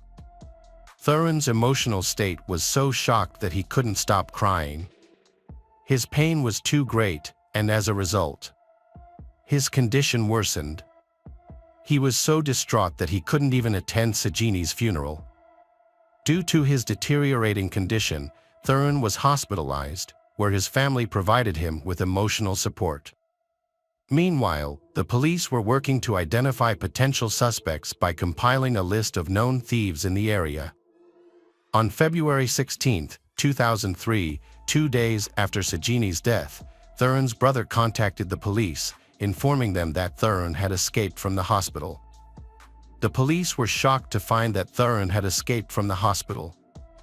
Initially, they had assumed that Thurin was completely innocent due to his poor condition, so the police did not assign anyone to closely monitor Thurin while he was in the hospital. However, Thurin's sudden disappearance aroused the police's suspicions. Sinini's family began questioning the police, demanding to know why they had let their guard down and allowed Thurin to escape. As the case attracted widespread media attention, the pressure on the police increased. They immediately launched a thorough search for Thurin. Meanwhile, Thurin's family was also brought in for questioning by the police, but they were released after a few days. Thurin lived with Sinini in an apartment, while the rest of his family lived elsewhere. A massive search operation was launched across the city to find Thurin. The police set up roadblocks at several locations. Despite these efforts, Thurin remained undetected. Pressure from Sinini's family on the police led to the announcement of a large reward for anyone providing information on Thurin's whereabouts. However, even this lucrative offer failed to yield any leads. Police searches were ultimately unsuccessful. It was later revealed that Thurin had been mistreating Sinini since their marriage, motivated by his extramarital affair with another woman. The police eventually tracked down the girl Thurin had been involved with. She told them that on February 16, Thurin had called her and asked her to marry him. However, she had already learned about Sinini's death by then. As a result, she rejected Thurin's proposal outright, telling him she couldn't marry someone suspected of murder. After that, Thurin and the girl lost contact. Nearly 6 years passed without any update on Thurin from the police. The police kept a close watch on Thurin's family, thinking that he might contact or return home. However, Thurin did not see or contact his family during this time.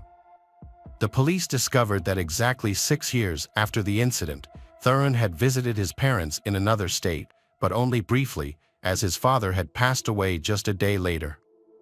Although the police expected Thurin to return for his father's funeral, Thurin did not return. In 2016, a new officer joined the department and reviewed the case file, asking for an update. The police informed him of the current situation, that Thurin's father had passed away, his mother was ill and living in Madhya Pradesh, and his brother lived in Ahmedabad, but there was still no information about Thurin's whereabouts. The police conducted another investigation by discreetly monitoring the area around Thurin's mother's house, looking for any young men who might visit her. Unfortunately, no leads were found. The police then decided to question the girl who had a relationship with Thurin. She reported that she had not had any contact with Thurin since the incident. However, some of her friends had recently mentioned to her that they thought they saw someone who looked like Thurin at a mall in Delhi. The police formed a team to investigate this new information and visited the mall in Delhi. They checked the footage from all the surveillance cameras, but could not find any evidence of Thurin. After receiving multiple reports of sightings of Thurin in various states, the police became increasingly convinced that he was still alive. They therefore launched a thorough investigation by analyzing around 4,000 mobile phone numbers linked to Thurin's family and friends, hoping to uncover a vital clue.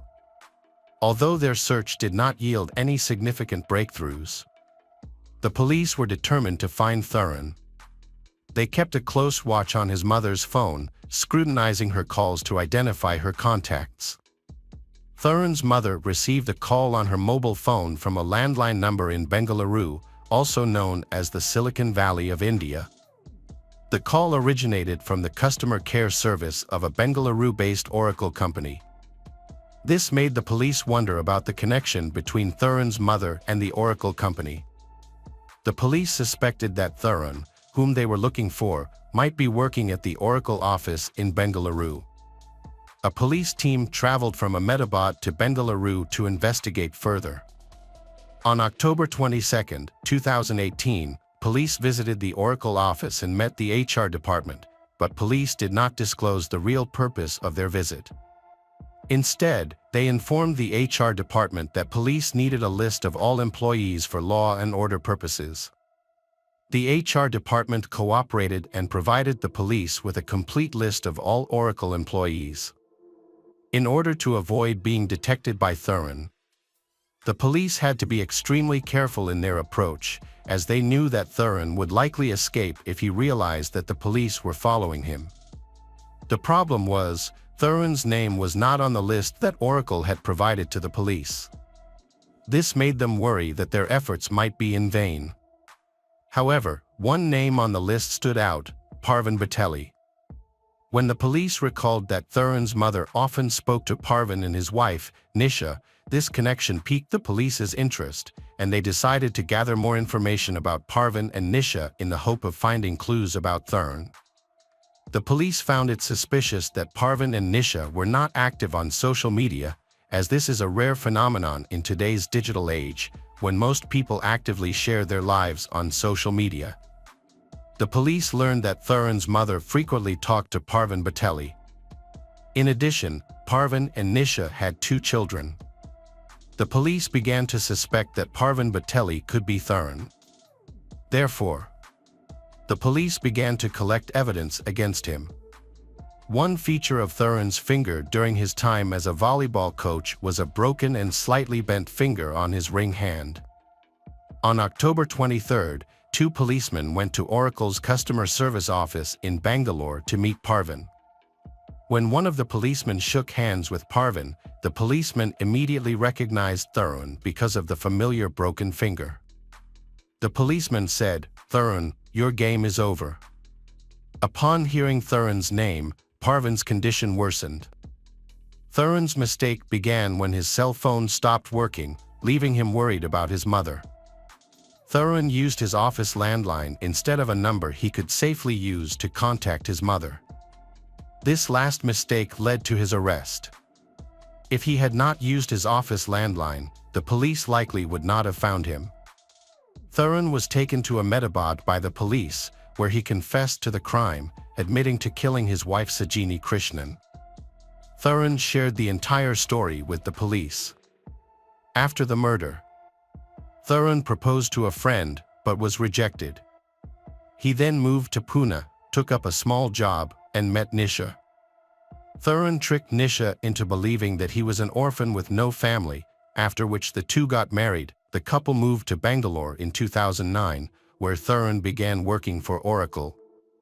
After years of investigation and manhunt, Thuran Jinaraj was finally recaptured in 2019. In March 2021, he was sentenced to life in prison for attempted murder. Hello again, true crime fans. We've got another mysterious case to explore. The case of Peter Tobin. Peter Britton Tobin was born on August 27, 1946, in Johnstone, Scotland. He was the youngest of 8 children born to Marjorie and Daniel Tobin. From an early age, Peter displayed an impulsive personality, prompting his parents to send him to boarding school in 1953 when he was only 7 years old. However, this did not work, and he was sent to a reformatory. After completing his time there, he moved to Brighton, England. There, Peter began a relationship with Margaret Mount, a young typist who was attracted to his personality. They married in August 1969, but soon, Peter's ruthless, controlling, and abusive personality manifested itself. Not only that, Peter also became involved in criminal activities. A year later, he was convicted and imprisoned in England for theft and counterfeiting. Margaret decided to divorce him in 1973. Peter then married Sylvia Jeffrey, a 30-year-old local nurse, who was also attracted to his charm. That year, they had their first son, Ian, and a year later, a daughter, Claire, who unfortunately died shortly after birth. Sylvia was devastated by the loss of her child, became a victim of Peter's abuse and decided to leave in 1976, taking their young son with her. Years later, when he was in his 40s, Peter was ready for a new romantic relationship. This time, he chose Kathy Wilson, a sensitive, naive, and impressionable 16-year-old girl. This made it easy for Peter to start a relationship with Kathy. The two moved in together, and soon after, their son, Daniel, was born. They married in 1989 and moved to Scotland.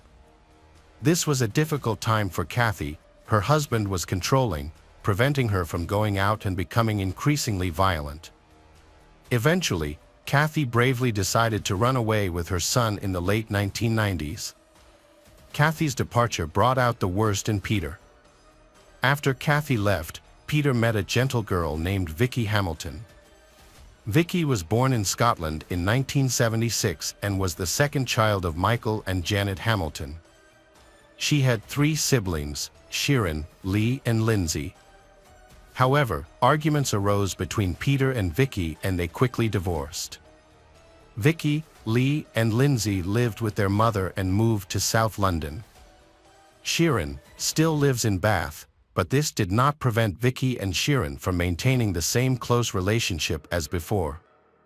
The evening of February 10th was cold and snowy. On a hangout with Sharon, Vicky checked her fare and went over the bus route with Sharon. They hugged goodbye. At the bus stop, while eating a bag of chips, Vicky met Peter. He pulled Vicky into his car, raped her, and then killed her. When Vicky failed to visit her mother's house, and there was no news of her, her family began to search for her. They reported her disappearance to the police. As the police investigated the case, Vicky's image became prominent across Scotland, and the search for her became one of the largest in the country's history. The runaway theory was reinforced on February 21, 1991, when Vicky's purse was found near the main bus station in Edinburgh. It was, in fact, a false clue planted by Peter to throw investigators off track. The attempt was successful, sending the investigation off track. Detectives spent 2 months searching London unsuccessfully. It was then revealed that Vicky's mother had died. Over the next 10 years, Vicky's family and townspeople continued to pursue the case, but with more than 7,000 names on file, nearly 4,000 statements taken, some 500 documents and 380 potential physical evidence, all to no avail. The case was eventually dropped. The next young woman to have Peter's misfortune was Dinah McNichol, an Essex native with a brother and 3 sisters. Her father was a jazz musician and her mother had died in a car accident many years earlier. At 18, Dinah was a kind, cheerful girl and a great friend. She had just graduated from high school and had high hopes for the future. She was torn between taking a year off to travel or going to college, but she was undecided. On the first weekend of August 1991, Dinah attended a music festival in Hampshire. There, she met a boy named David Tremlett. They quickly fell in love. On Sunday, August 4th, they spent the night together in a tent. The next day, Dinah helped him take down the tent and they agreed to each hitchhike home. As they were both tired, Peter showed up and offered to give them a ride. David got out of the car first, and Dinah saved Peter's number before parting ways. Alone with the strange driver, the girl was about to face a real nightmare. On Monday, August 5, 1991, he did the same to her as he had done to Vicky. Dinah's scarf became a crime tool. After the crime, Peter withdrew money from Dinah's account at ATMs in Hampshire and Sussex. When Dinah's family saw the withdrawals from her account, they immediately suspected something was wrong. They knew she had carefully saved every penny and planned to use it for travel or education. As the days passed, the family lived in fear and uncertainty, which was the worst thing. Although no one said it, everyone believed that something terrible had happened. If Dinah were still alive, she would have returned home or called to explain her absence. As for Peter, He left Margate without saying goodbye or explaining anything. In 1993, he settled in Hampshire, renting a flat in Leek Park, saying he wanted to be closer to his son. On August 4, 1993, two 14-year-old girls went to visit Dinah but did not see her. So they asked the neighbors if anyone had seen Dinah, which led to them knocking on Peter's door. Peter invited the two girls into his house, ostensibly to wait for Dinah. They saw his friendly 5-year-old son and agreed without suspect Tayan. While the child was asleep, Peter began to torment the two girls.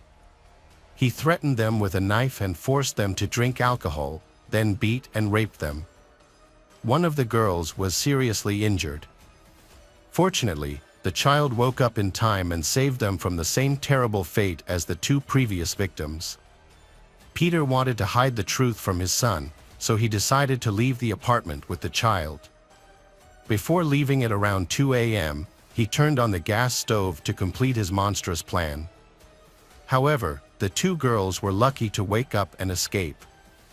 They went to the police and reported everything that had happened. After that, Peter returned the child to his mother and joined a sect called the Jesus Fellowship under a false name. But the media published his photo, provided by the police, and his face became widely known. With the help of BBC Crime Watch, Peter was finally arrested after 40 days on the run in Brighton. Peter appeared in court on May 18, 1994 and pleaded guilty to sexual assault and indecent assault on two young girls. As a result, he was sentenced to 14 years in prison. However, Peter was released in 2014 at the age of 58 without serving the full sentence. After his release, Peter returned to Scotland with the aim of hiding in the same area to avoid being identified as a sex offender. He evaded capture for a long time until 2006. During this time, Peter used a false name and posed as a homeless person. He sought refuge at St. Patrick's Cathedral in Glasgow. Under the name Peter McLaughlin, Peter approached a charity couple from the church group, Dennis and Katie Curran. Katie still felt uneasy about Peter despite his frail appearance. On the other hand, having been raised Catholic, Peter felt comfortable in the church. He begged there, which helped him gain sympathy from the parishioners. This gave Peter the freedom to move around unnoticed and provided him with an ideal hiding place. Here, Peter met Angelika Kluck, a 23-year-old girl from Poland. She came to Scotland in the summer of 2006 to work and pay for her language lessons. Angelika was living in the rectory of St. Patrick's Church and doing cleaning work. Peter took an immediate liking to Angelika and convinced her to help him with various tasks. On Sunday, September 24, 2006, Angelika helped Peter paint a shed. Some parishioners saw them together. But unexpectedly, Peter attacked Angelika at the back of the chapel. Leica Brown, 47, and her husband, Andrew, 46, were at home when they heard a woman screaming through an open window. Leica described the scream as a short, loud sound, like someone being forcibly restrained. The scream made her nervous and she got up from her chair, but when she got to the window, she couldn't see anything. Hours passed and the parishioners noticed that Angelika was no longer there. That was when Dennis and Katie quickly reported the unusual disappearance to the police. The police immediately began investigating and interviewed every member of the community. During these interviews, it was discovered that the last person anyone saw with Angelika was Peter, albeit under the guise of a homeless. He eventually became the prime suspect and the police came to question him, but found no evidence. The investigation continued. Peter knew that it was only a matter of time before they found the body and traced it back to him, so he fled to London. By this time, Detective David Swindle had joined the investigation and began to suspect that this might not just be a disappearance. Everything they found, as well as the testimonies they gathered, made him think that Angelika was unlikely to be found alive. Finally, on September 29, 2006, authorities discovered the body in the chapel. This news shocked British society, especially because of the location chosen by the perpetrator to hide the body. Looking at the injuries sustained by the girl, Detective David suspected that the perpetrator was not acting for the first time. However, there was more news to come. The DNA found at the crime scene and on the victim's body matched the data in the United Kingdom's National Criminal Intelligence Database. That's when they learned that the man they were looking for was Peter Tobin, whose fingerprints were also found at the crime scene. The first step for the authorities was to publish his photograph in the media. His image was also sent nationwide for distribution, and the Scottish police contacted the Metropolitan Police, initiating a search throughout the United Kingdom. Meanwhile, Peter, who was in London, tried to hide in a place where he believed he wouldn't be sought. He went to a hospital, pretending to have heart problems, claiming to have chest pain and weakness on the left side of his body. He identified himself as a plumber and called himself James Kelly. He was examined by Dr. Nick Lasso, who conducted several tests. However, something in his demeanor and behavior made the doctor uncomfortable. Initially, he avoided eye contact, which was unusual for a patient. Then, when the tests didn't reveal any physical reasons for the pain he claimed to be experiencing, the doctor became suspicious. His suspicions were confirmed by a nurse who recognized Peter from a photograph circulating in the media. As a result, both the nurse and the doctor contacted the police. This phone call changed the entire dynamic of the investigation. On September 30th, police officer Alan Murray was dispatched to the hospital in London. Peter was taken to a room and Alan went to talk to him. He was immediately arrested. Although initially, he was charged only with a violation of the sex offender registry, this thing allowed the officers to buy time to prepare a criminal case against him.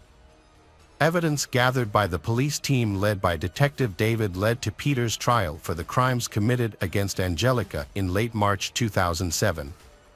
Despite all the evidence against him, Peter denied committing any violent acts against the young woman.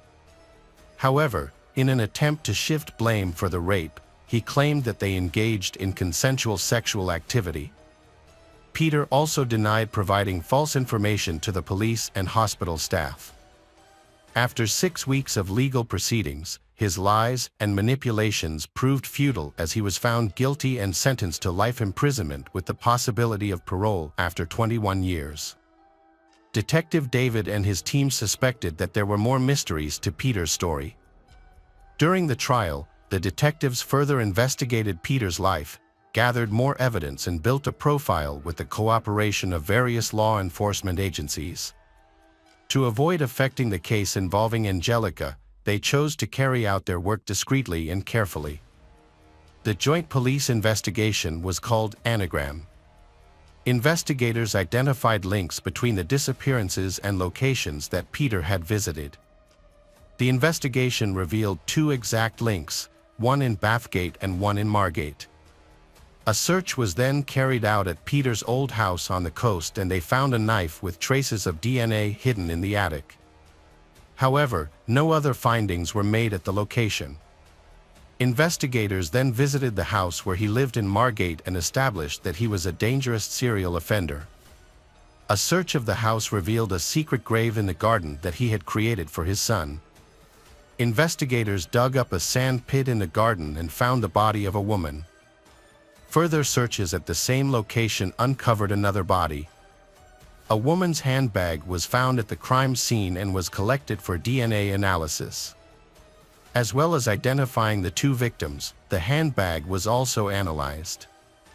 Although the handbag clearly contained DNA, there was no match in the National DNA database. However, on June 1, 2007, investigators found a DNA match to Peter's fingerprints. This was a vital lead and they decided to pursue this line of investigation. On November 14, 2007, the authorities confirmed that one of the bodies was that of Vicky Hamilton, who had gone missing at the age of 15. Her family had waited 16 years for any information about her. They later identified the second body as that of 18-year-old Dinah McNichol, who was hitchhiking home after attending a concert. On September 1, 2008, the Crown Prosecution Service charged Peter with Vicky's murder, leading to his trial. When Vicky's father, Michael, saw Peter, he was restrained by the police, as at that point he just wanted Peter to know that he was there to defend his daughter's honor and remember her. Peter faced sentencing after a month of trial on December 2, 2008, when he was convicted of Vicky's murder and sentenced to life in prison. A year later, in December 2009, Dinah's trial took place. On December 16, due to the defense's failure to provide evidence to exonerate his client, the jury found Peter guilty of Dinah's murder. As a result, he was given an additional life sentence. 5 months before his trial, a report on November 22, 2007, stated that Peter Tobin had been attacked by fellow inmates in prison, but he only suffered minor injuries. During the investigation, Peter Tobin also confessed to a total of 11 murders. Peter died in hospital on October 8, 2022. Hi everyone, thanks for returning. Let's unravel another perplexing mystery. The case of Jasmine Richardson. The Richardson family was widely admired for their friendly and hospitable personalities, which made everyone feel at home. Deborah, Mark, and their children, Tyler and Jasmine, lived in a cozy home. Their home is frequented by friends, and the family atmosphere is built on the principles of love and respect. However, things took a turn when Jasmine, their 12-year-old daughter, entered puberty. From a calm and obedient girl, she grew into a confident but also impulsive young woman. This new personality led to frequent conflicts with her parents, and her academic performance started to decline. Jasmine's interests changed in a big way. She switched from listening to modern pop music to heavy rock. In addition, her fashion style is no longer the same as before. Gone were the bright colors and cheerful clothing. Instead, she opted for a darker, more somber style that was often provocative. It was clear that Jasmine was trying to attract the attention of boys, and she began to accentuate the curves of her body. Her interaction with friends noticeably decreased as she began spending more time alone in her room, often with the door closed, glued to her computer screen. After the internet became available at home, her interests shifted to exploring Gothic themes, reading dark poetry, learning about criminal psychology, and studying human anatomy. She also became fascinated with criminal psychology and the Wiccan religion, referring to herself as a witch. She connected with like-minded individuals through websites focused on similar interests, forming a community of friends who shared her passions. Her social media page featured the greeting, "Welcome to my tragic world." Jasmine's behavior, initially thought to be a sign of puberty, but late became more concerning as she began to distance herself from her family. She created a fictional online persona, gave herself a different name, age, and began seeking relationships with people much older than her. Her parents tried their best to support her during this difficult period, suggesting that they spend time together by participating in common activities. However, Jasmine found these suggestions uninteresting. Her relationship with her younger brother deteriorated as she started speaking to him less frequently, viewing him as an annoyance. In stark contrast, she spends hours talking to strangers on social media, building other relationships, to make up for her lackluster relationships with family and friends. Deborah and Mark were aware that their daughter's new hobbies were likely a temporary phase of her youth. As a result, they were patient and allowed her to explore her interests.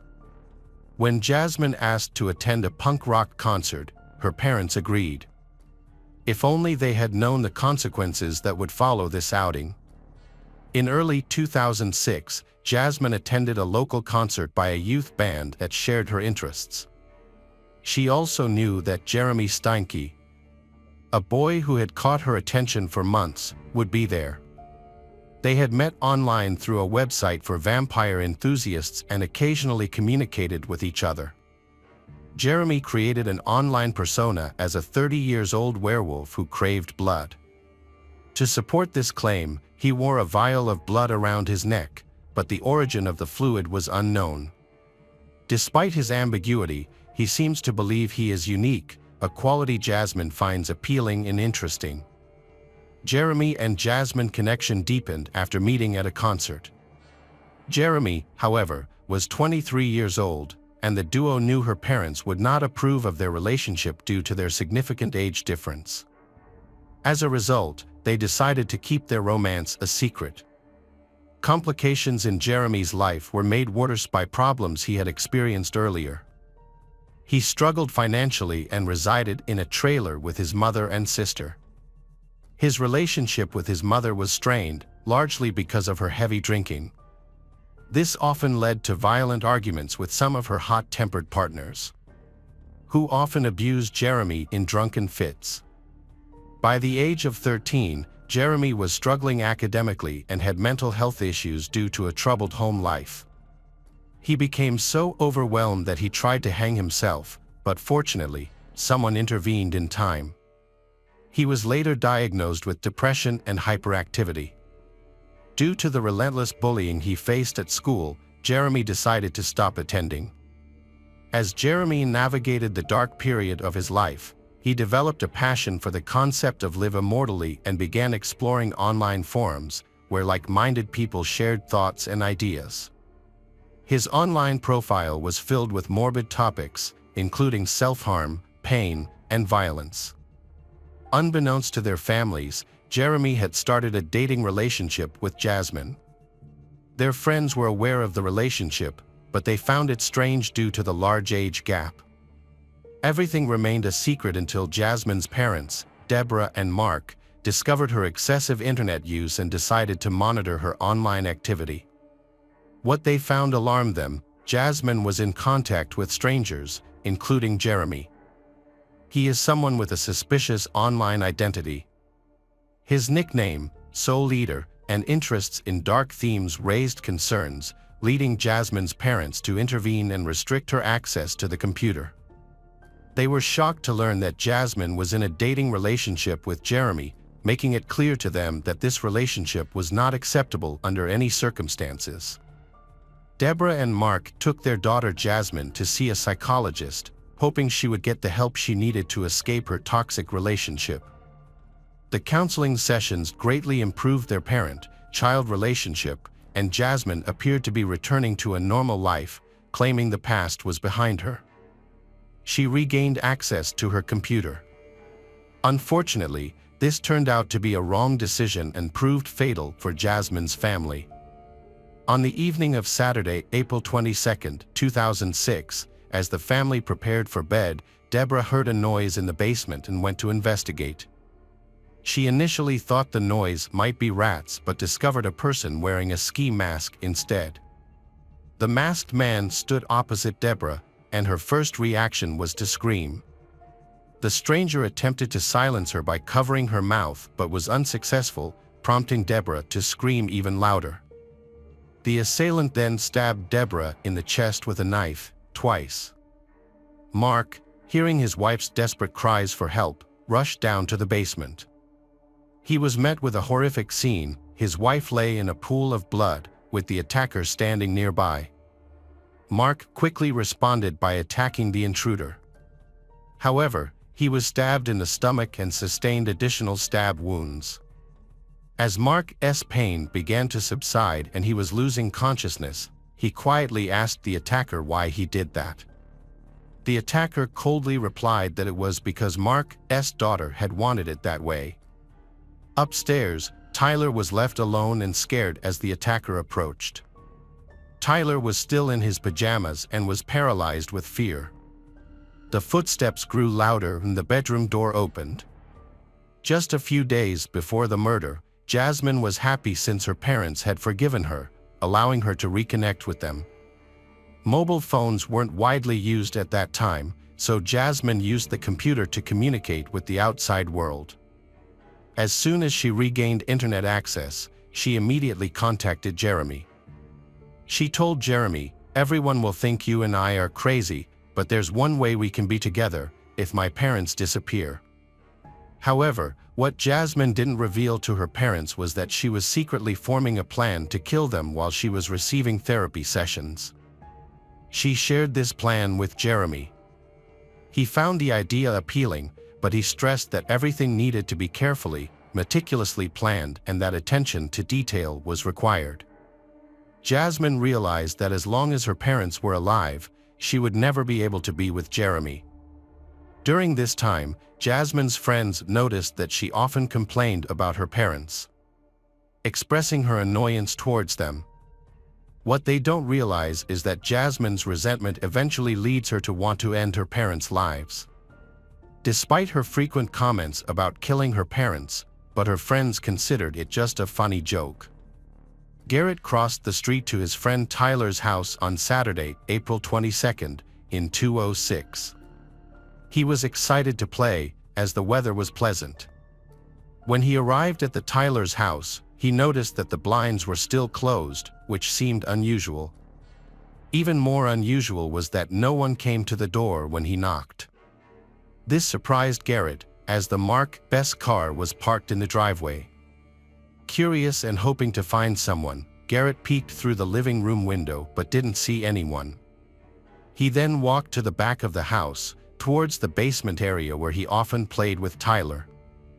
As he looked through the window, he saw something strange on the floor, what appeared to be two people lying in a pool of blood.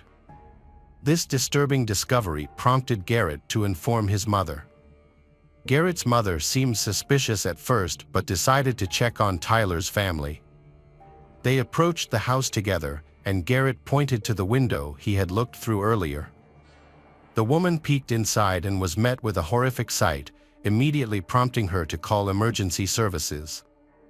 "There's been an incident at the Jasmine's house," she reported. The police swiftly arrived at the scene and forcibly entered the house through the front door. They then proceeded to the basement. Due to the severity of their injuries and the large amount of blood, the police initially struggled to identify the bodies. However, despite the difficulties, they were eventually able to confirm that the victims were Mark and Deborah, and tragically, they had lost their lives. The crime scene was exceptionally horrific, with blood splatters covering the floor, walls, and ceiling. Later, during a thorough search of the house, the police found a young child in the upstairs bedroom. The boy was lying in bed, surrounded by toys also splattered with blood, and had visible knife wounds. A young boy's throat had been severely cut. As police searched the house, they realized that the Mark and Deborah's eldest daughter, Jasmine, was missing. This raised concerns for her safety. Initial investigations suggested that the attack occurred in the basement and the child's room, with the rest of the house appearing untouched. The condition of the boy's body indicated that the crime likely took place the previous night. It seemed that the perpetrator had broken into the house and attacked the boy and his parents. But what had happened to Jasmine, and where was she? The police developed several theories to explain her disappearance. One possibility was that she had managed to escape and was somewhere safe. Another possibility was that the perpetrator had taken her and was harming her. However, as the investigation continued, no clear answers emerged. Detectives turned to the media for assistance in locating the missing girl. Jasmine, hoping she would reach out or someone would come forward with valuable information. The investigation into the crime continued. Investigators interviewed relatives and friends of Mark's family and their colleagues to gather more detailed information about their lives. They sought to determine if the family had any enemies who could be capable of such a heinous act. However, upon further investigation, they learned that Mark's family was well loved and had no enemies. They were a loving family with a strong marriage and positive relationships with their children, except for one exception, their eldest daughter, Jasmine, who had been causing trouble lately. As a result, the media announcements shifted focus. The investigation now sought to locate the eldest daughter, Jasmine, a very suspicious person. The girl may have information about the case or might have been involved in it. Under Canadian law, which prohibits publishing the names of minors, so news outlets started referring to Jasmine Richardson as JR because she was underage at the time. After news of her relationship with Jeremy spread, this couple has become a wanted person by the police. The police initially focused on their friends and acquaintances. However, this line of investigation was ultimately unsuccessful, and the investigation reached a dead end. Police investigation revealed some new information. A few hours after the crime, Jasmine and Jeremy were seen at a restaurant and a party hosted by a friend. A friend noticed that Jasmine was fine, showing no signs of distress or trauma, and she continued to socialize, drink, and have fun. When friends asked how they managed to escape from her parents, Jasmine laughed and replied in a light-hearted manner. Jeremy and she took care of them. However, Jeremy's tone took a darker turn when he nodded in agreement, and then he added that he had cut them up like fish, implying a violent act had occurred. Jasmine's laughter downplayed the severity of the situation, making it seem less significant. The party guests burst out laughing, thinking that the remark was a sick joke. However, they did not realize that it was actually true. The guests' amusement was also verified by a comedian who was present. The police found a detailed plan in Jasmine's school locker, revealing her intentions to harm her family members with the help of her boyfriend. The photos of the suspects were widely circulated, and it is likely that they will be caught soon, as someone is expected to come forward with information about their whereabouts. Eventually, police received a tip and found Jasmine and Jeremy in Leader, Saskatchewan, about 130 kilometers from Medicine Hat. They were found sleeping in a pickup truck and were taken into custody without a struggle. Jasmine and her boyfriend, Jeremy, were questioned individually, with Jasmine being interviewed first. She told investigators that she and Jeremy were deeply in love and that he reciprocated her feelings. However, their relationship was impacted by two main issues: a large age gap and disparate social status. Jasmine claimed that her parents would never have approved of their relationship. According to Jasmine, Jeremy ended the lives of her parents so that they could be together. When detectives inquired about her involvement in the crime, Jasmine denied being present at the time it occurred and stated she had no prior knowledge of the event. After she found out what had happened, she decided to run away with him, because her love for Jeremy was so great. Detectives needed to identify the mastermind behind the plot. To get the suspect to cooperate, investigators came up with a clever tactic. They placed an undercover informant in Jeremy's cell, who successfully extracted information from him that contradicted Jasmine's claims. According to Jeremy, the plan to kill Jasmine's parents was actually she's idea. Jeremy was initially hesitant about going along with the plan. However, after realizing his own feelings for Jasmine, he agreed to it. Additionally, Jasmine's parents confiscating her computer as punishment also influenced his decision. Jeremy confessed to the informant. He took care of she parents, Deborah and Mark, while Jasmine took care of her younger brother, Tyler. Jeremy reveals that she desperately begged him to spare Tyler and come to her, and he was happy to get revenge on them all. Following Jeremy's confession, investigators questioned Jasmine using the recorded conversation between them and he as evidence, which left her no choice but to reveal every detail of the crime. She admitted that she stabbed her younger brother, Tyler, stating she didn't want to leave him behind as an orphan. In the following investigation, Jasmine and Jeremy voluntarily shared their social media profiles and passwords. By doing this, investigators were able to look at their private conversations and found thousands of messages that backed up Jeremy's previous claims. It became clear that Jasmine was indeed the mastermind behind the plan. Further investigation also uncovered a disturbing dynamic between Jasmine and Jeremy. Jeremy wrote that Jasmine was the only person who accepted and supported his unusual tastes. helping to alleviate the feelings of isolation he experienced due to not fitting in with societal norms. Fearing that he would lose her, he agreed to help carry out the horrific plan. One of Jeremy's messages contained a chilling passage, exposing his desire for violence. Jeremy wrote that he wanted revenge on Jasmine's parents and was determined to hold them accountable. His intention was to harm them and eventually make them disappear. Jeremy showed his affection for Jasmine in her time of need. However, his friends revealed a disturbing fact. Hours before the incident, Jeremy and his girlfriend had watched the 1994 film Natural Born Killers. This movie tells the story of a couple who brutally murder 9 people. Jeremy's friends stated that after watching the film, he expressed a desire to reenact a similar scenario with his girlfriend, calling it the best love story of all time.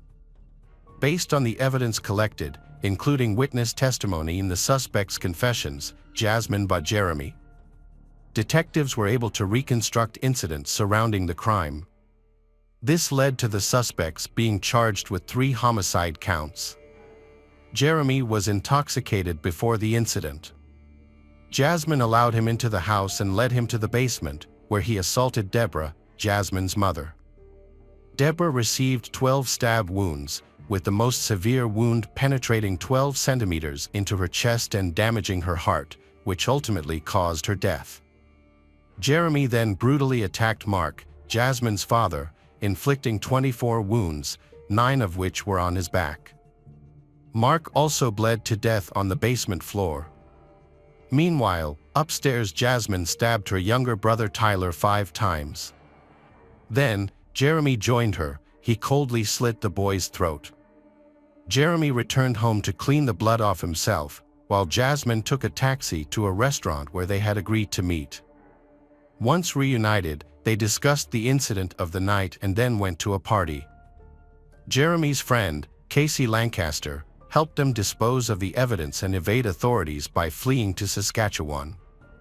The brutality and gruesomeness of their actions are difficult to put into words. Jeremy and Jasmine committed their heinous crimes with ease and without emotion. What is even more disturbing is that during interrogation and detention, neither of them expressed any regret or remorse for their actions. While they were detained, Jeremy and Jasmine wrote letters to each other, referring to themselves as legendary and immortal. In one of these letters, Jeremy submitted a marriage proposal to Jasmine, and she happily accepted. Jasmine and Jeremy's intense relationship fell apart suddenly. As trial began, they blamed each other for their actions. Jasmine was the first to face trial in June 2007. She entered a not guilty plea, claiming that she was in a trance-like state at the time, which left her unable to intervene or stop Jeremy from killing her family. Jasmine also asserted that she only injured her younger brother, and Jeremy was the one who caused her younger brother's death. She made a statement that her conversations with Jeremy about killing her parents were just hypothetical discussions.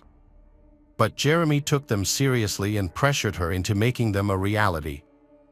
Jasmine received a 10 years prison sentence for 3 counts of homicide. However, due to Canadian laws regarding juvenile offenders, this was the maximum sentence she could receive as she was under 14 years old at the time of the crime. The primary goal of the sentence was to focus on healing and restoring the girl's mental well-being, rather than punishing her. In a 10-prison sentence, including 4 years in a psychiatric facility. During her stay, doctors diagnosed her with 2 conditions: conduct disorder and oppositional defiant disorder. Jasmine showed genuine remorse for her actions in the years leading up to her release, which was noted by medical professionals during her community supervision.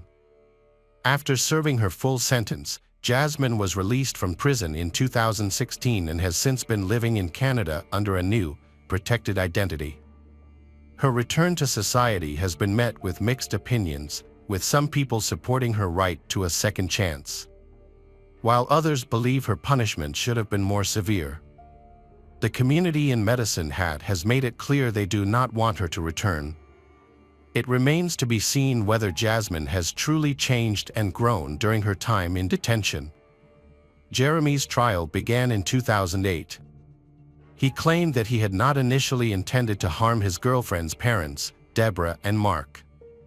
However, after being discovered in the basement, he felt forced to attack. Jeremy denied harming Tyler and instead suggested that Jasmine was the one responsible. His defense argued that Jasmine had deliberately manipulated him into committing the crime, as she sought to escape her parents' strict control. Friends of Jeremy stated that he came to them before the crime. He confided in them his fear of losing Jasmine, to the point where he was willing to do anything to prevent it. Jeremy's lawyers asked the court to reduce the charges to manslaughter, suggesting that he was under the influence of substances at the time of the crime. When questioned by the prosecution about his motives, Jeremy gave an inconsistent response. He stated that when someone finds their soulmate, they will do whatever it takes to keep them. Throughout the trial, Jeremy remained largely unemotional, but broke down in tears when his mother, Jacqueline May, testified in his defense. Jacqueline felt guilty about the role she played in his upbringing, during which he was frequently physically and emotionally abused by her partners. In the end, Jeremy was found guilty of 3 counts of first-degree homicide and received 3 life sentences. He will be eligible for parole in 25 years, starting in 2033. Casey Lancaster's charges related to being an accomplice in a crime have been dismissed in a Medicine Hat court. However, she was found guilty of obstructing justice. As a result, she received a 1-year sentence of house arrest and was prohibited from using drugs and alcohol during her custody.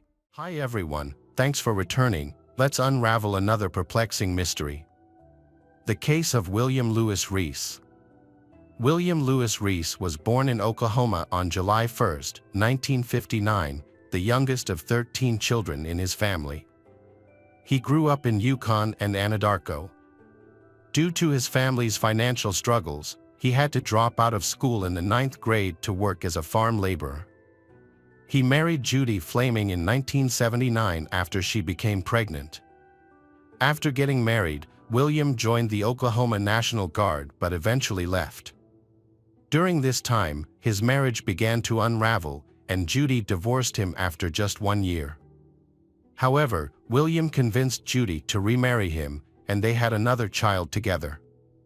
Unfortunately, their marriage problems persisted, and heavy drinking led to physical abuse against Judy, ultimately causing their marriage to end again. Judy filed a complaint against her husband in 1982 after he physically abused her, claiming that he also threatened her life with a knife and a shotgun. As a result, Judy divorced him for the 2nd time. William later remarried to another woman. However, this marriage was also short-lived, as his second wife divorced him just a few months later. And William's string of crimes resumed shortly after. In April 1986, William kidnapped a 19-year-old woman who was the daughter of a Texas sheriff's deputy. The woman's car broke down on her way to the gym. And William, who worked as a truck driver at that time, approached her and offered assistance by promising to take her to the nearest payphone in his truck. Once inside the vehicle, he restrained her and committed a sexual assault. He then drove her to a nearby motel where he reserved a room for the night. When Williams gave her permission to use the bathroom, she took advantage of the chance to break free and phone the police. He then was arrested, charged, and then released after posting bail.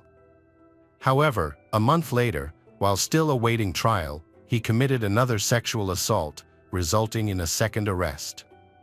Williams stood trial for both crimes, was found guilty, and received the 25 years prison sentence. However, upon reviewing his case, an appeals court found that there were procedural errors in the original trial. As a result, his sentence was significantly shortened and ultimately led to his parole in October 1996. William moved into his mother's home in Anadarko, Oklahoma, after serving 9.5 years. He regained his driver's license in early 1997 and then relocated to Houston, Texas. Shortly after, on May 16, 1997, he attempted to abduct and sexually assault Sandra Sapah, a 19 years old. When Sandra stopped at a gas station in Webster, Texas, to use a payphone. After the call, she returned to her car and began driving but soon had a flat tire, forcing her to stop again. As she stood there, unsure of what to do next, William stopped the car behind her and offered to help. Sandra accepted his offer and got into the truck. However, William's intentions were sinister and he overpowered her. Binding her wrists, then he continuing to drive on Interstate 45. Panicking, Sandra discovered that the door was unlocked. Despite being pregnant and fear for her life, Sandra made an attempt to escape by breaking free from the restraints and jumping out. Unfortunately, William caught hold of her and dragged her several miles along the pavement, causing severe injuries. Eventually, Sandra managed to break free and was taken to a nearby hospital. The police were notified, and she provided a description of her attacker. However, due to her traumatic state, she was unable to recall crucial details about the incident. To catch the predator, detectives needed more information. Months after the attack, they decided to use hypnosis on Sandra to see if she could remember anything else. Under hypnosis, Sandra recalled crucial details, including the license plate number of the truck that was involved in the crime. The detectives discovered a lead when they tracked down the owner of the vehicle with the matching license plate number. William was convicted of aggravated kidnapping and sentenced to 60 years in prison in 1998. While he was serving his sentence, detectives began to suspect that he might be linked to other crimes. Unraveling these secrets took years, leaving several families without answers. On a rainy April 3, 1997, 12-year-old Laura Smither asked her mother for permission to go jogging by herself at 9 a.m. Her mother agreed, not knowing that this ordinary decision would change her life forever. Laura Smither is the daughter of Bob and Gay Smither. She grew up in Friendswood, along with her younger brother. From an early age, Laura demonstrated a kind and gentle nature.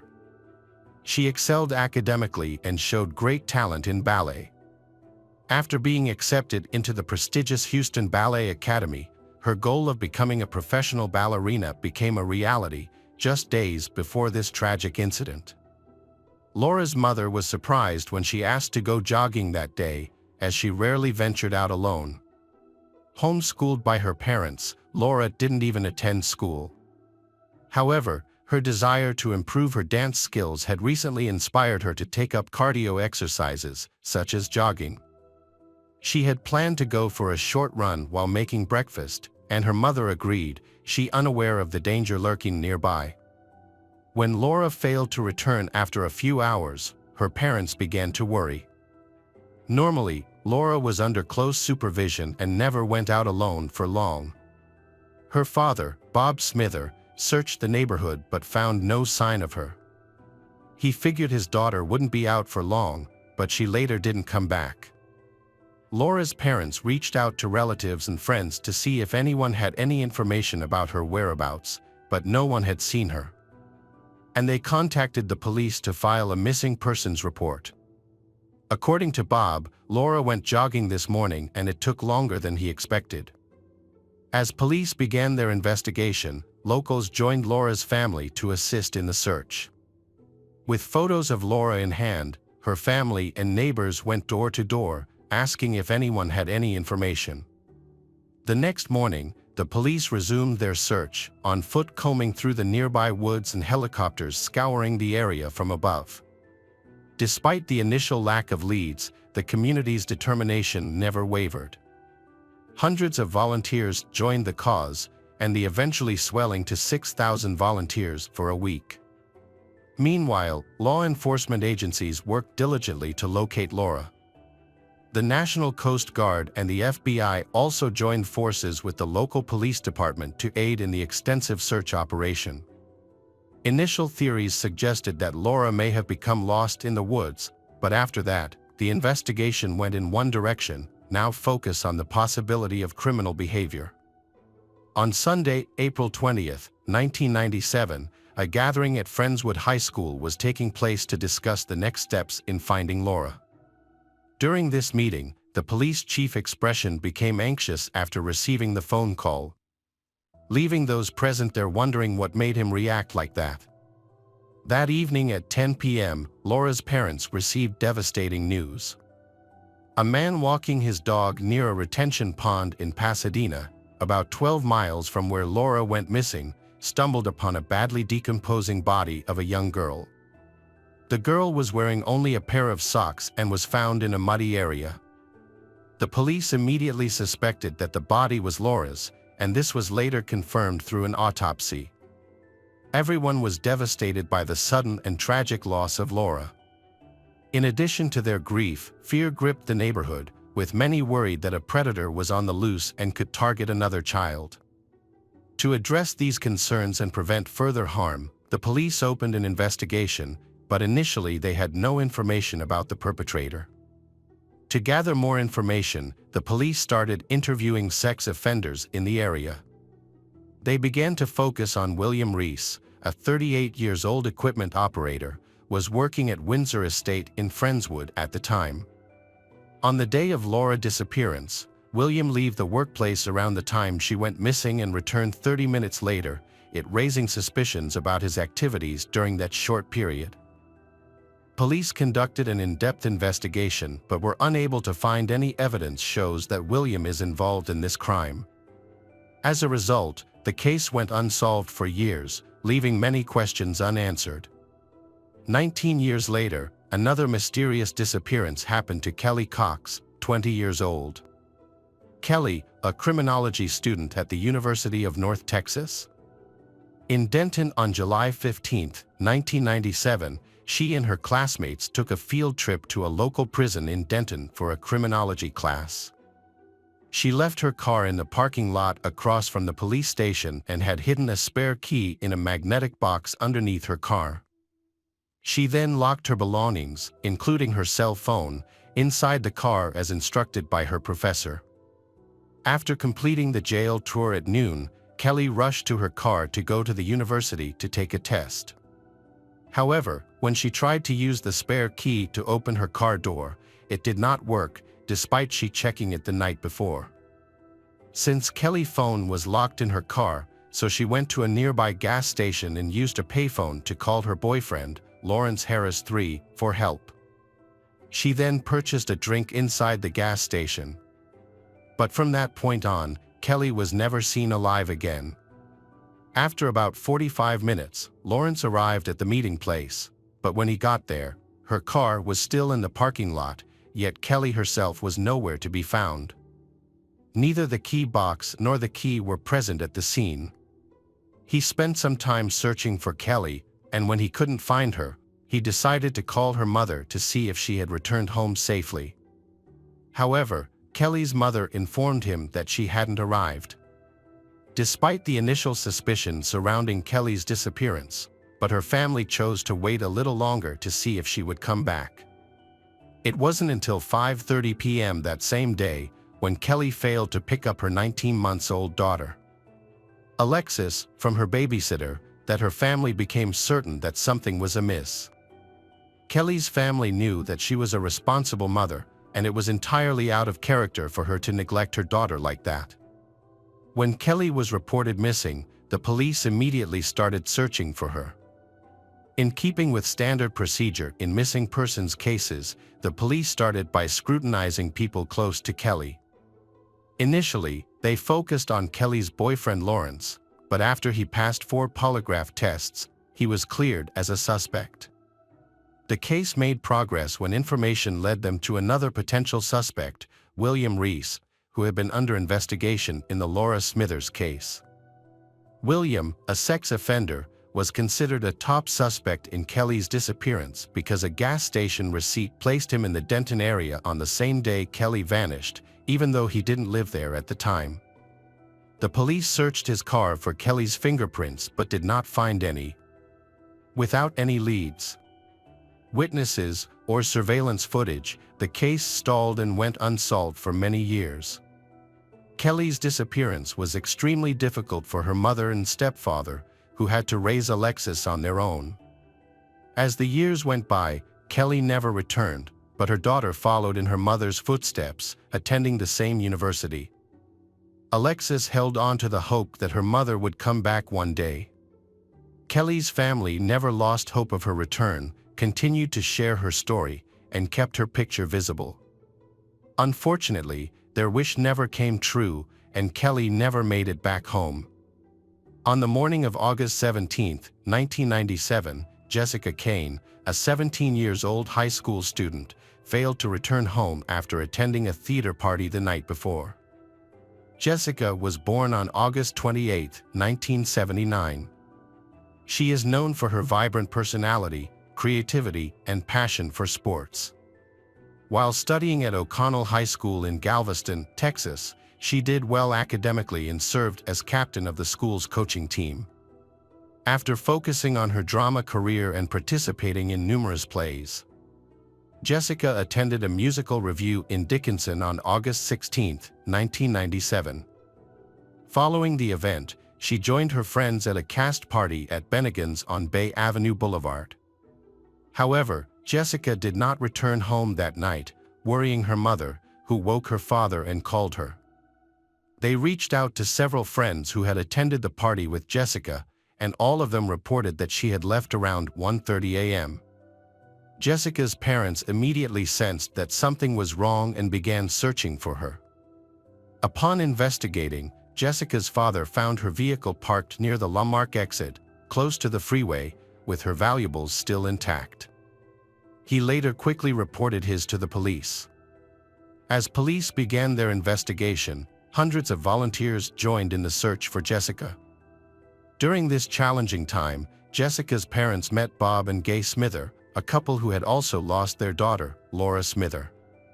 Jessica's family and the Smithers family are going through their own grief. The Smithers family has tried to support Jessica's parents in their search for her. Despite the best efforts of police and volunteers, no sign of Jessica has been found.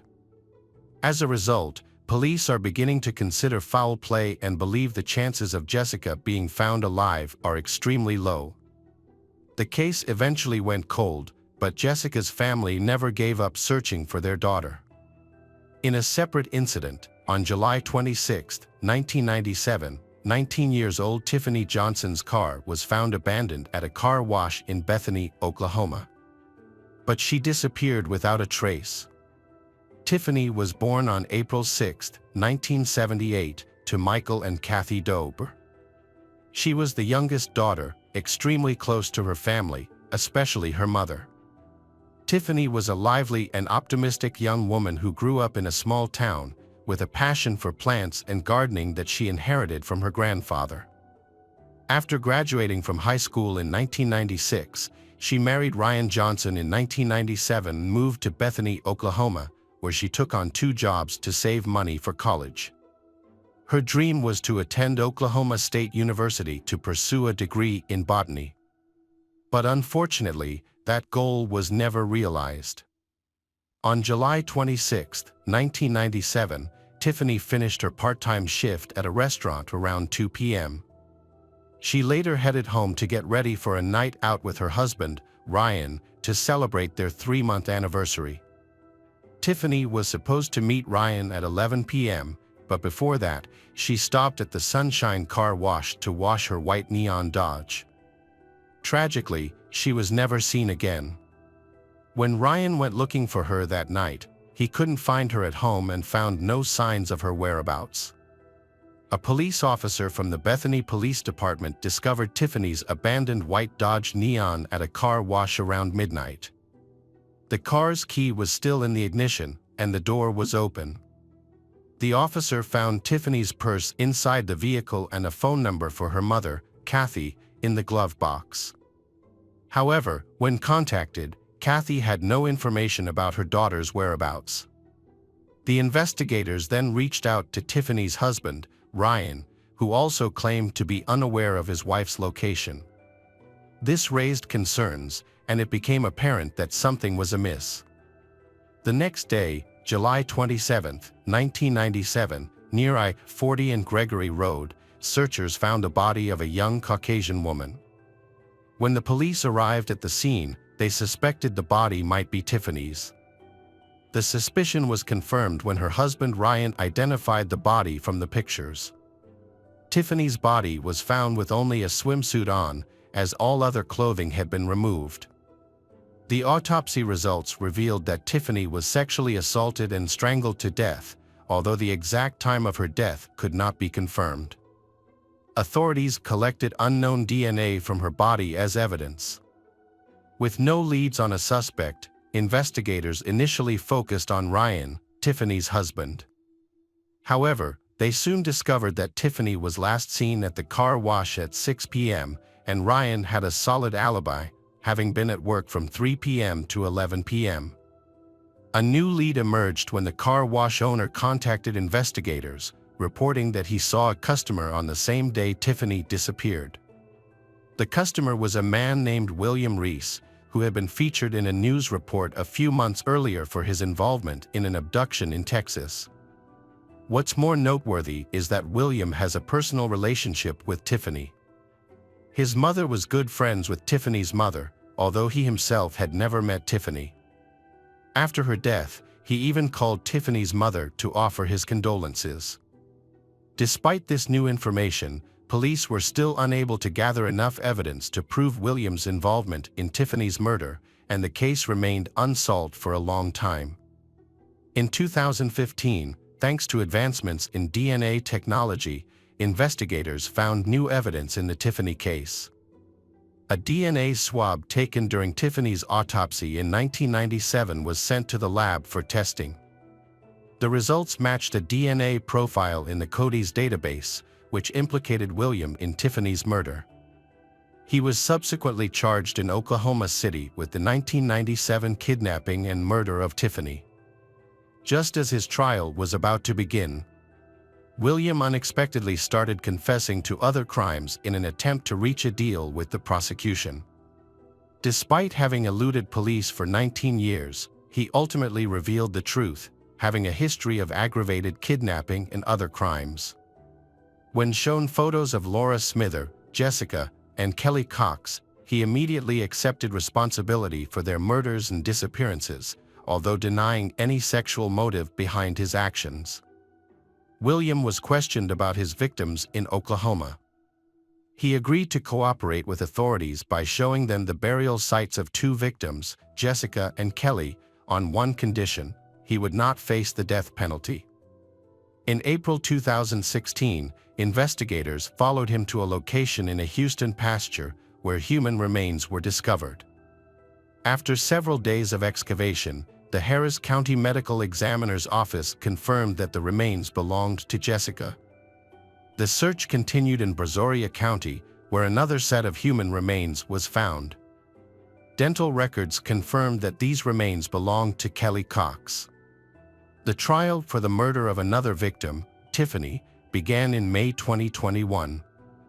William was found guilty by a jury on May 28, 2021, and received a death sentence on August 19, 2021, for her abduction and murder.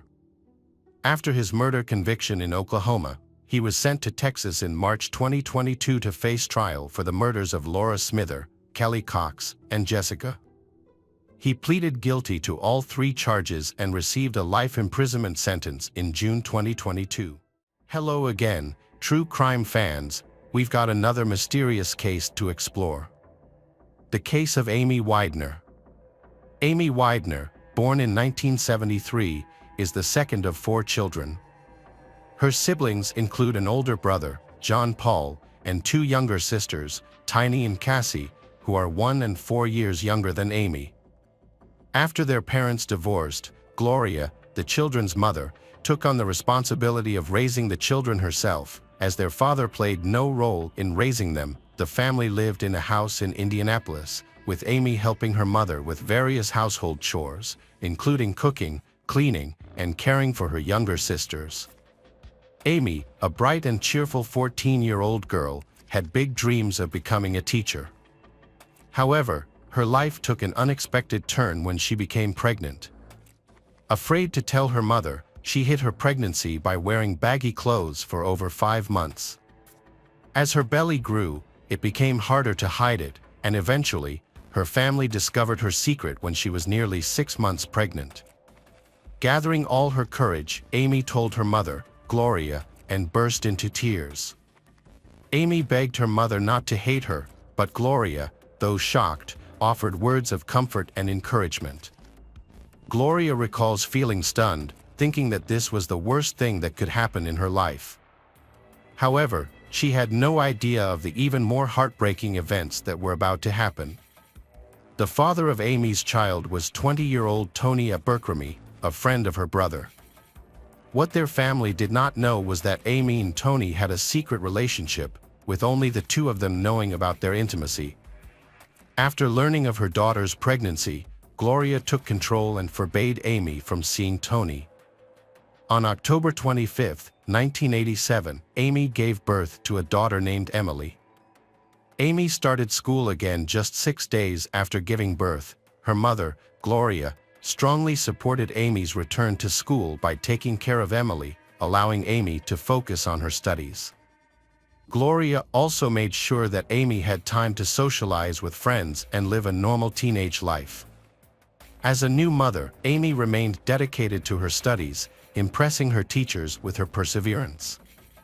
Despite juggling the demands of motherhood, Amy excelled in her studies, continuing to receive praise from her teachers. Amy's family adapted to the new addition, with everyone sharing the care of Emily. Over time, life began to fall into a positive pattern, with Amy overcoming her difficulties. Just when things seemed to be going smoothly, a sudden change turned everything upside down. On November 13, 1989, 16-year-old Amy woke up with a severe sore throat and decided to stay home from school, despite her mother, Gloria, offering to take Emily to a nanny. She kept her 2-year-old daughter, Emily, with her. After breakfast together, Gloria went to work, and Amy's siblings went to school, leaving Amy and Emily alone at home. Gloria tried to contact Amy by phone at 9:30 a.m. but received no response. When she called again a few hours later and still had not heard anything, Gloria became worried. She asked a nearby neighbor to stop by and check on them. The neighbor found the house quiet and unresponsive, prompting Gloria to leave work immediately and go home. When she arrived, she found Emily sitting on the stairs. Gloria called Amy, but received no answer, so she went upstairs. The scene in Amy's bedroom was tragic and shocking. Amy lay motionless and naked on the bed, surrounded by bloodstains. When Gloria realized the urgency of the situation, she quickly called 911. The police arrived and carefully searched Amy's house. At first, they thought someone had tried to break in because several items were missing, including stereo equipment and a graphic equalizer that belonged to Amy's brother, John Paul. Another item missing was a piggy bank from Amy's room, a simple glass jar with about $50 in savings for school. The police did not find any signs of forced entry. It is likely that the perpetrator entered through an unlocked back door or the front door, which Amy may have opened herself. In Amy's room, the police found key evidence, a bloody handprint on the wall and several strands of hair, likely belonging to the attacker. The medical examiner determined that Amy had been hit in the head with a sharp object, sexually assaulted, and then strangled. Amy's 2-year-old daughter, Emily, may have witnessed these events. Fortunately, Emily was found unharmed. Due to Emily's young age, the police attempted to communicate with her and gather any information she had.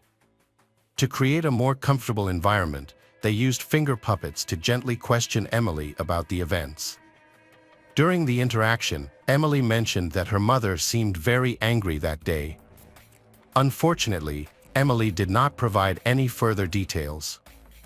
To aid in their investigation, the police collected evidence, including a section of the wall with the attacker's bloody handprint, as well as the victim's clothing and bedding at the crime scene. During the investigation of Amy's case, the police spoke to her family. Friends, and neighbors to gather information. One of the people they interviewed was Amy's 17-year-old brother, John Paul. Police initially suspected him, but he had an alibi and no evidence linking him to the case. Another person of interest was Tony Abercrombie, Amy's ex-boyfriend and the father of her child. He denied any involvement in her murder and expressed his deep feelings for Amy. Tony had a credible alibi at the time of the murder. Police also investigated Troy Jackson, who lived next door to Amy. Although he claimed he had nothing to do with the murder, he knew that a stereo system had been stolen on the day of the murder. Troy had no bruises or scratches on his hands, and a hair sample did not match the hair found at the crime scene. Troy also passed a lie detector test, which eventually cleared him as a suspect.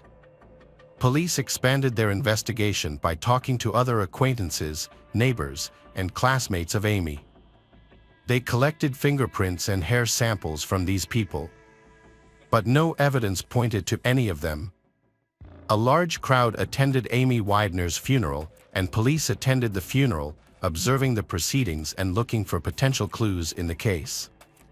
Months passed after Amy's death, and the police still had no leads on any suspects. Gloria Weidner, Amy's mother, adopted her niece Emily. As the family grieved their loss, Gloria feared for their safety, as the killer had not been caught.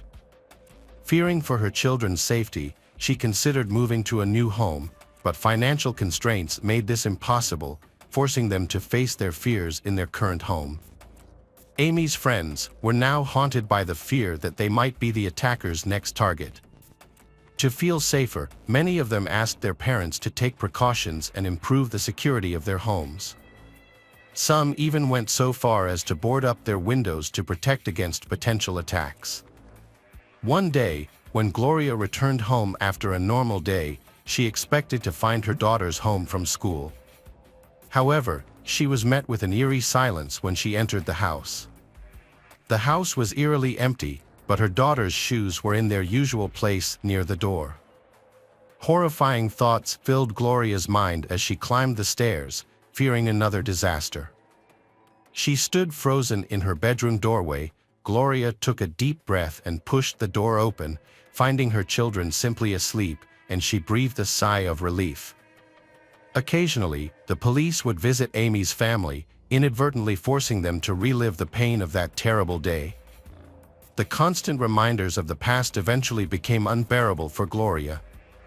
All she wanted was for the police to leave her family alone and stop stirring up memories that would never bring Amy back.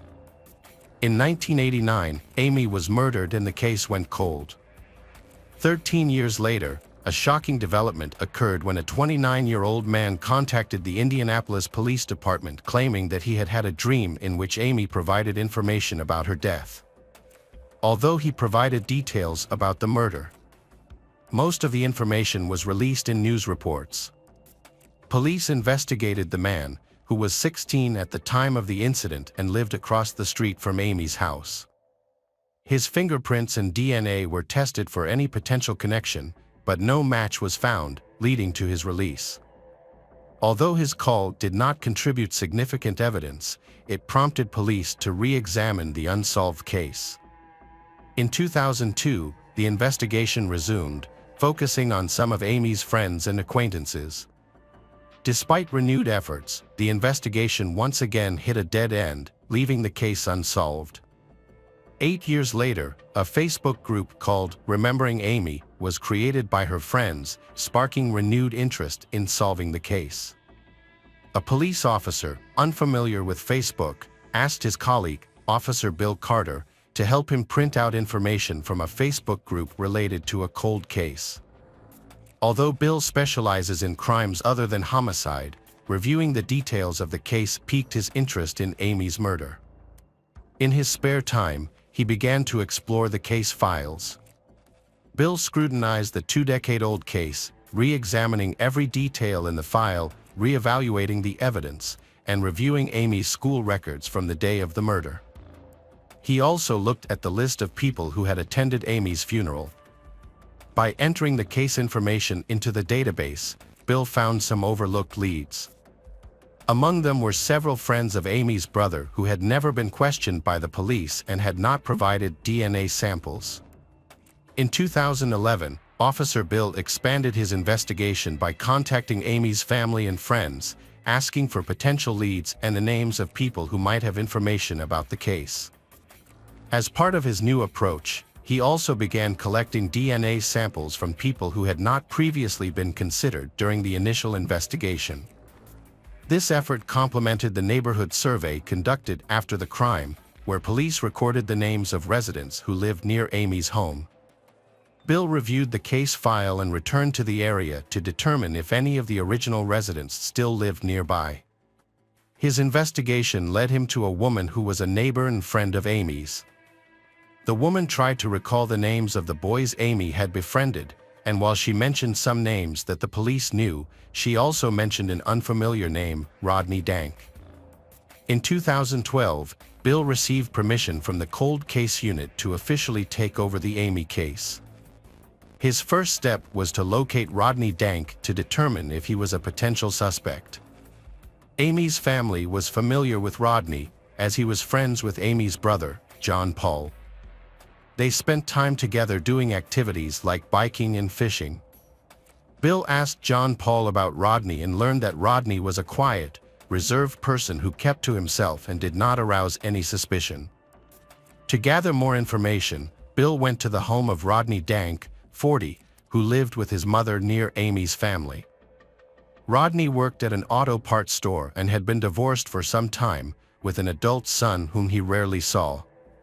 When Bill arrived at Rodney's home, his mother answered and told the police that Rodney was at work. Bill left his business card, asking Rodney to call him as soon as he returned. Rodney called Bill that evening and the police asked to meet with him to discuss Amy's murder. Rodney agreed and allowed Bill to come to his home. However, when Bill returned to Rodney's home, he was not there. Bill decided to run a background check on Rodney and discovered that Rodney had been convicted of assault in 1991 and burglary in 1997.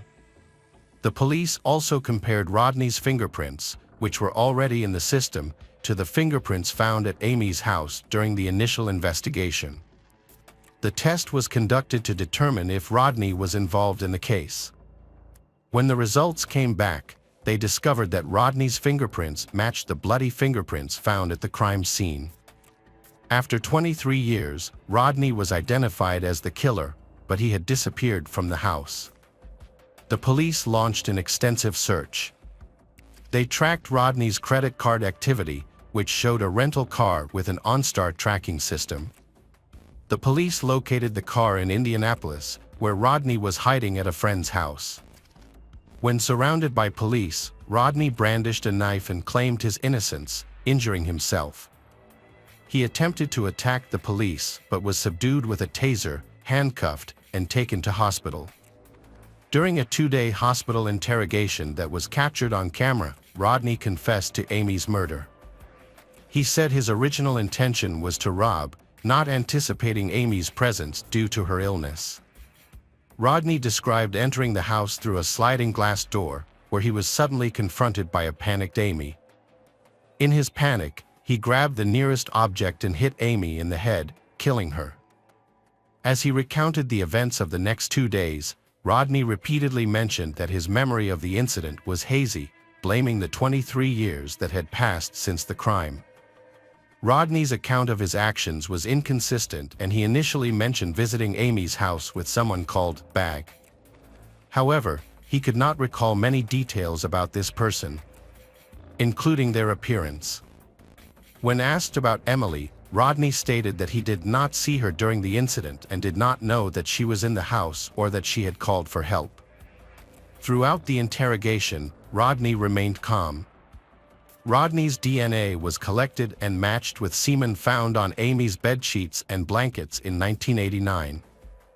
Fingerprints and semen found at the crime scene were both confirmed to be Rodney's, with no indication that anyone else was involved. When Rodney was revealed as the killer, Amy's family was shocked. They were baffled how Rodney, who was quiet and unassuming, could have committed such a crime. Rodney was friends with Amy's brother John Paul and often visited their home, which was across the street from his. Even more remarkable was that Rodney attended Amy's funeral, where he mourned her death and offered his condolences to her mother, Gloria. Police bill later found Rodney's signature in Amy's funeral book, a detail that had previously been overlooked. Reinvestigating the case led Bill to a crucial discovery. Rodney's name was first mentioned by Tony, Amy's ex-boyfriend and Emily's biological father, in 2003. Tony revealed that Rodney had frequently visited Amy's family home.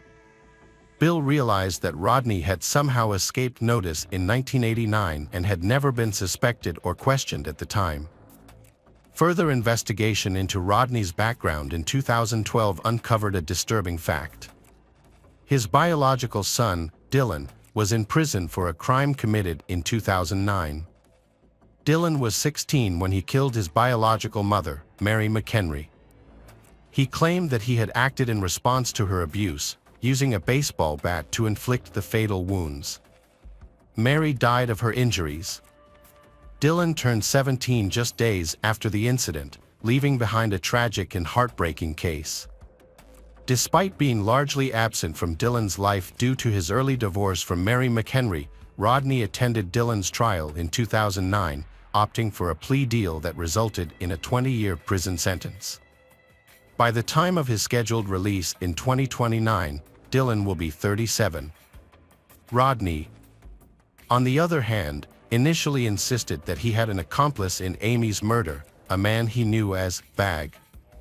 However, in June 2013, just 10 days before his trial was due to begin, Rodney, then 42, recanted his earlier confession, admitting that he had acted alone in Amy's murder. Rodney's sudden confession, combined with the substantial evidence against him, led to his 65-year prison sentence in 2013. Amy's family held a meeting with Detective Bill Carter after Amy's case was solved. To mark the 24th anniversary of her death, they released 24 balloons into the air, expressing their gratitude for Detective Bill's crucial role in solving the case. The family thanked him for his efforts, especially for identifying Rodney as the killer after just 12 days of investigation.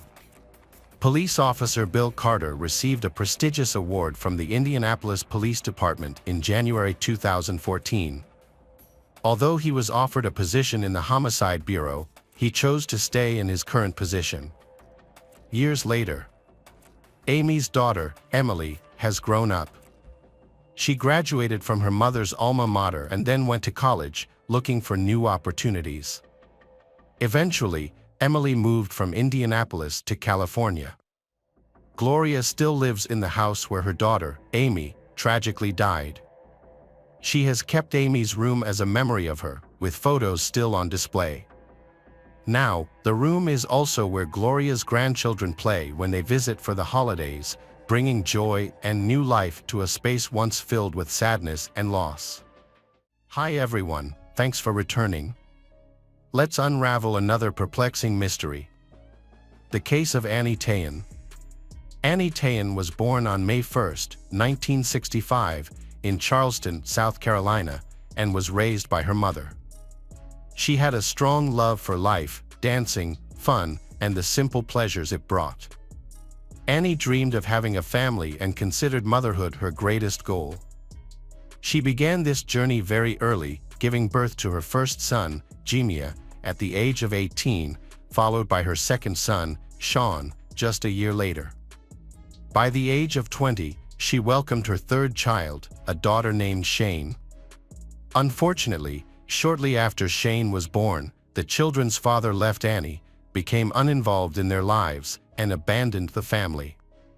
Annie faced the hardships of raising 3 young children in a rented apartment in Maine.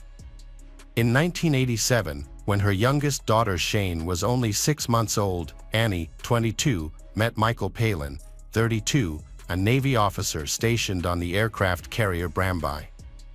Their meeting took place in Portland, Maine, where Michael's ship was docked, and he felt an immediate attraction to Annie during their waterfront encounter. Michael lived in Charleston, South Carolina, and was a respected member of the Navy, known for his work as a computer systems operator. He was actively involved in military operations and had received several awards. Annie was fascinated by Michael's naval career and quickly fell in love with him, telling a friend that she had found a man she felt was truly worthy of her love. After dating for a few months, Annie and Michael decided to move in together, creating a family with 2 sons and a daughter. Unfortunately, their life together took a tragic turn when a fire broke out in their apartment. Annie was away at the time, leaving Michael with the children. Michael, along with Jemia and Sean, were able to escape, but Shane, who was too young to walk, was left behind. When Annie returned, she tried to enter the burning apartment to save Shane, but the neighbors prevented her. The loss of Shane in the fire had a profound effect on Annie. After the devastating fire, Annie and her sons moved to her mother's house in Portland. Meanwhile, Michael focused on his work and decided to stay in the barracks. A few months after the move, a disturbing event occurred near Annie's mother's house. A shed in the backyard was set on fire.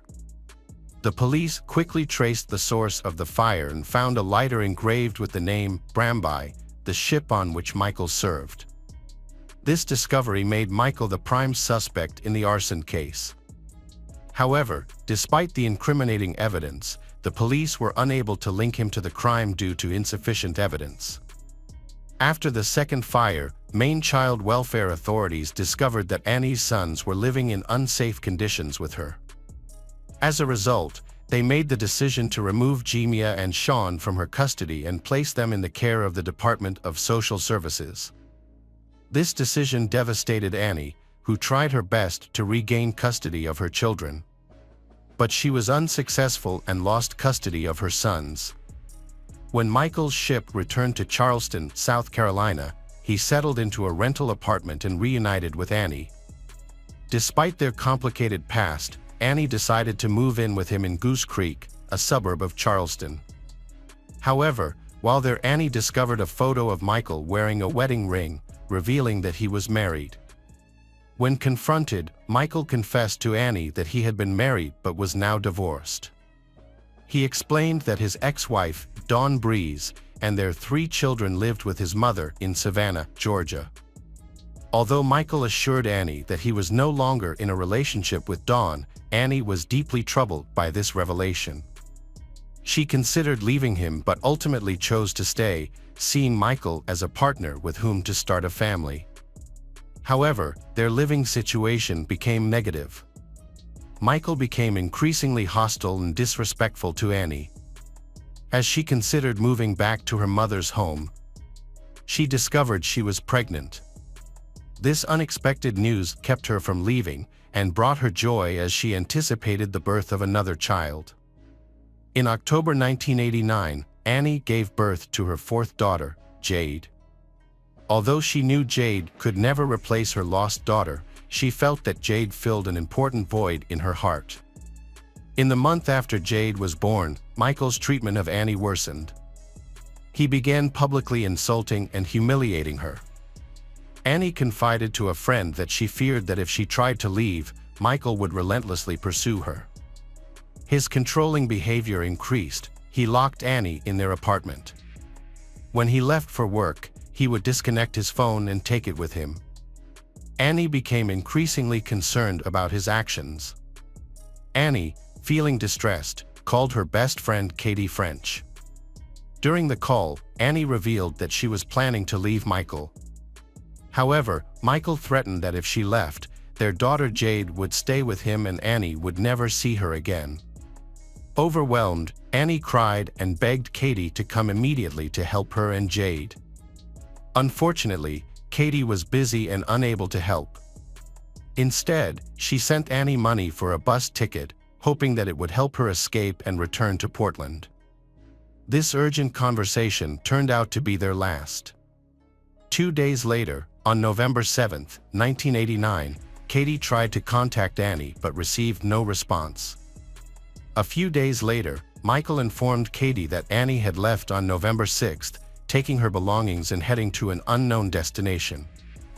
Katie expected Annie to contact her from her new home, but after 2 weeks of no news, she grew increasingly worried. By Thanksgiving, November 24th, Annie had been out of contact for 20 days.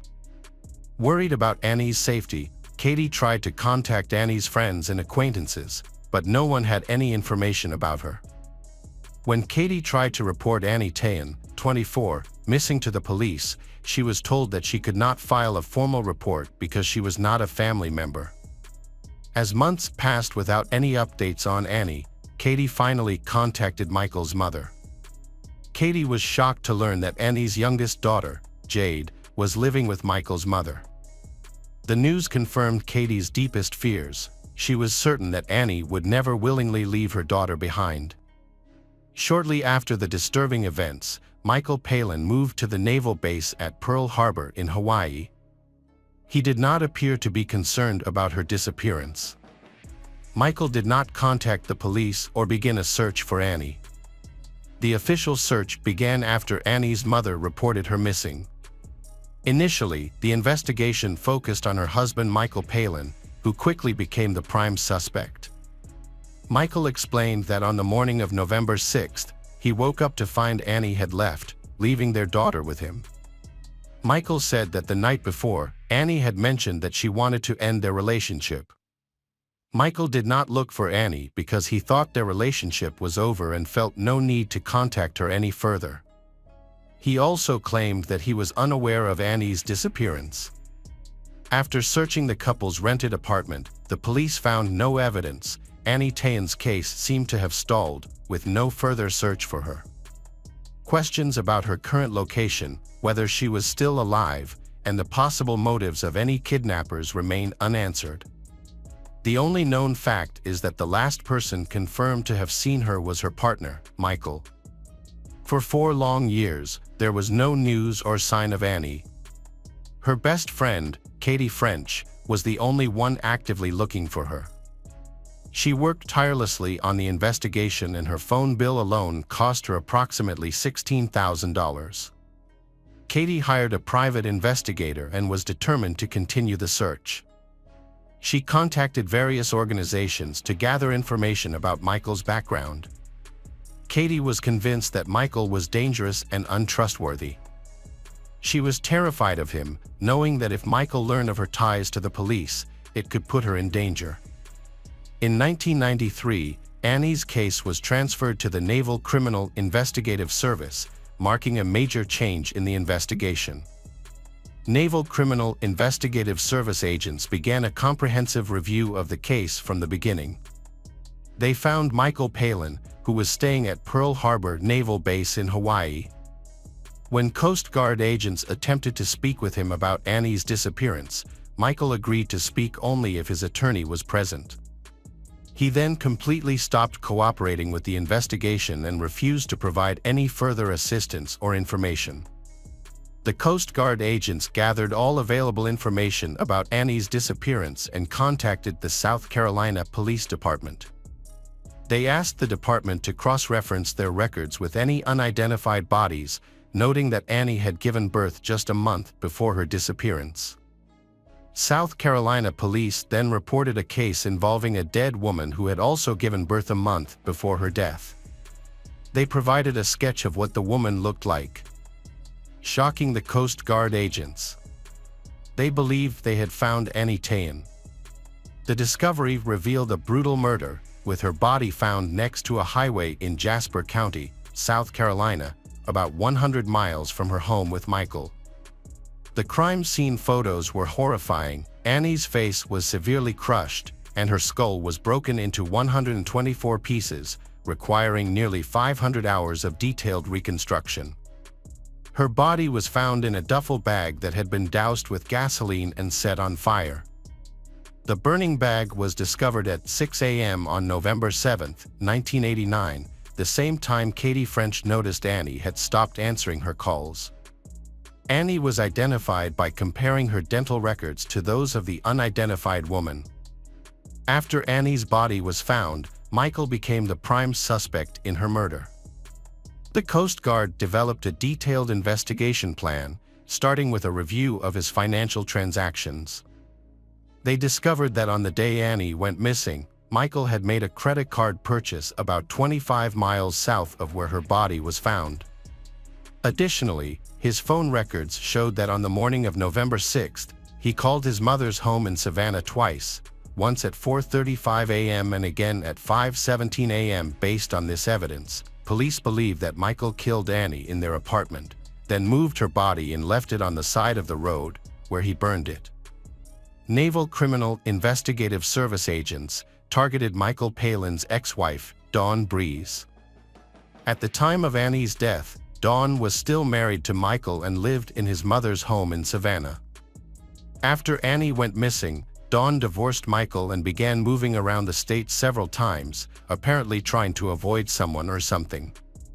Agents eventually tracked her down to Miami, Florida, in the summer of 1995, nearly 6 years after Annie Tayan's murder. When they found Dawn, she was making a living through psychic activities. During a visit to her workplace to discuss Annie's disappearance, Dawn responded surprisingly calmly. She asked how long the conversation would last, saying she wanted to eat if it lasted. This response surprised the agents, as they had expected a more emotional response regarding Annie. However, Dawn remained calm throughout their discussion. During the 10-hour interrogation, Dawn's story initially matched Michael's. She said that when she visited Michael's apartment, he told her that his mistress had left and that he planned to raise their daughter on his own. However, Dawn was silent, looked down, and said that she wanted to tell the truth. Her next speech was emotionless and tearless as she shared what she had kept secret for 6 years. Dawn revealed that Michael had called her to his Charleston apartment early one morning. She discovered Annie's body on the living room floor. Michael told Dawn to go into the bedroom to see his daughter. At the time, Dawn and Michael were still legally married and had 3 children together. Michael admitted to Dawn that he had had an affair with Annie, which resulted in the birth of a daughter. He begged her to accept the child and help him raise his daughter. Dawn claimed that rather than face a custody battle with Annie, Michael chose to kill to gain custody. Dawn added, on the night of November 5th and 6th, 1989, Michael and Annie went to bed after having sex. After a while, Annie fell asleep. At this point, Michael violently attacked her with a crowbar. Their daughter, Jade, was lying next to Annie in bed during the horrific incident. Michael continued to beat Annie on the head with increasing brutality. Despite her attempts to fight back, Annie eventually died of her injuries on that same bed. Michael contacted his wife, Dawn, asking her to come immediately. He then placed Annie's body in a large bag and put it in the trunk of his car, where he also had a can of gasoline. He drove with Dawn and their daughter Jade in the back seat for about 100 miles. When they reached a quiet area on the side of the road, Michael took Annie's body out of the trunk, doused it with gasoline, and set it on fire. After making sure the fire was burning well, he quickly returned to the car and drove Dawn and Jade back to his mother's house in Savannah. Dawn's revelation was crucial evidence in the investigation. The police asked Dawn to make a recorded phone call to Michael to talk about Annie's murder.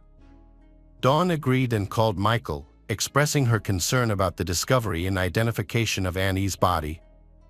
Michael's response was, "No, they didn't." During the call, Dawn told Michael that blood had been found in their old apartment and that Naval Criminal Investigative Service agents suspected they were involved in a murder. She encouraged Michael to come up with an explanation for the blood. Michael responded, "Okay, we need to work together and come up with a solution." Although he did not admit anything directly, his demeanor showed that he understood the seriousness of the situation. At the end of the conversation, Michael warned Dawn to be careful with her phone calls and assured her that they would work together to resolve the situation. Naval Criminal Investigative Service agents took Dawn to the crime scene to search for any remaining evidence. To protect her identity and ensure her safety as a cooperating witness, they disguised her before arriving at the apartment. Dawn carefully described and demonstrated where Annie's body was and the sequence of events. She pointed out a spot near the wall and baseboard where a significant amount of blood had seeped into the carpet and concrete floor below. Since Michael had moved out, the landlord had replaced and cleaned the carpet several times, which explained the lack of visible evidence. However, when the police used a special chemical on the concrete floor, a large purple stain appeared, indicating the presence of protein and confirming Dawn's account of where Annie's body had been. Despite the blood on the concrete, the Naval Criminal Investigative Service agents had difficulty confirming that the substance was blood, so they continued to search for more physical evidence. Dawn pointed to a nightstand containing a television next to the bed where Annie had been killed. She noted that blood had splattered on the television during the murder, and Michael had said that it needed a thorough cleaning. He had then disposed of the television, possibly selling it rather than throwing away a working appliance, given his frugal habits. Finding the television was difficult, but the agents were determined to find it. At this point, Michael Palin realized that the Naval Criminal Investigative Service was watching him, especially after a phone call with his ex-wife, Dawn. Naval Criminal Investigative Service agents were concerned that Michael might flee, or that he might threaten witnesses, harm them. On October 11, 1995, Michael attempted to escape, but was quickly apprehended and taken into custody by police.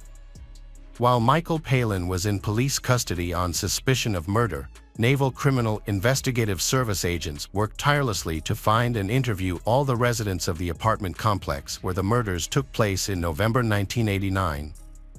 Their efforts were rewarded when they spoke with a neighbor who said he had purchased a television from Michael.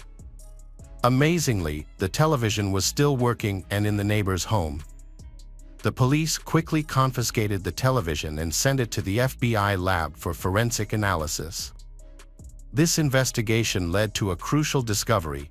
Analysis found 11 blood stains inside the speaker. These blood samples were later compared to Annie's DNA, providing crucial evidence in the murder case. At this point in the case, Michael's attorney announced that he was willing to plead guilty, but only if the death penalty was removed from consideration. The prosecutor was not pleased with this development, but military law required such a plea bargain to be negotiated at trial. Michael admitted his guilt, recounting the details of his crimes objectively, his account showing no signs of remorse or empathy. As a result, he was convicted and sentenced to life in prison, with the possibility of parole after 30 years. He was also dishonorably discharged from the Navy. Dawn Breeze, who knew about her husband's crimes and remained silent for more than 6 years, escaped legal consequences thanks to her crucial confession to the Naval Criminal Investigative Service, which greatly aided the investigation. Annie's children now know the truth about their mother's tragic fate and understand that she did not abandon them.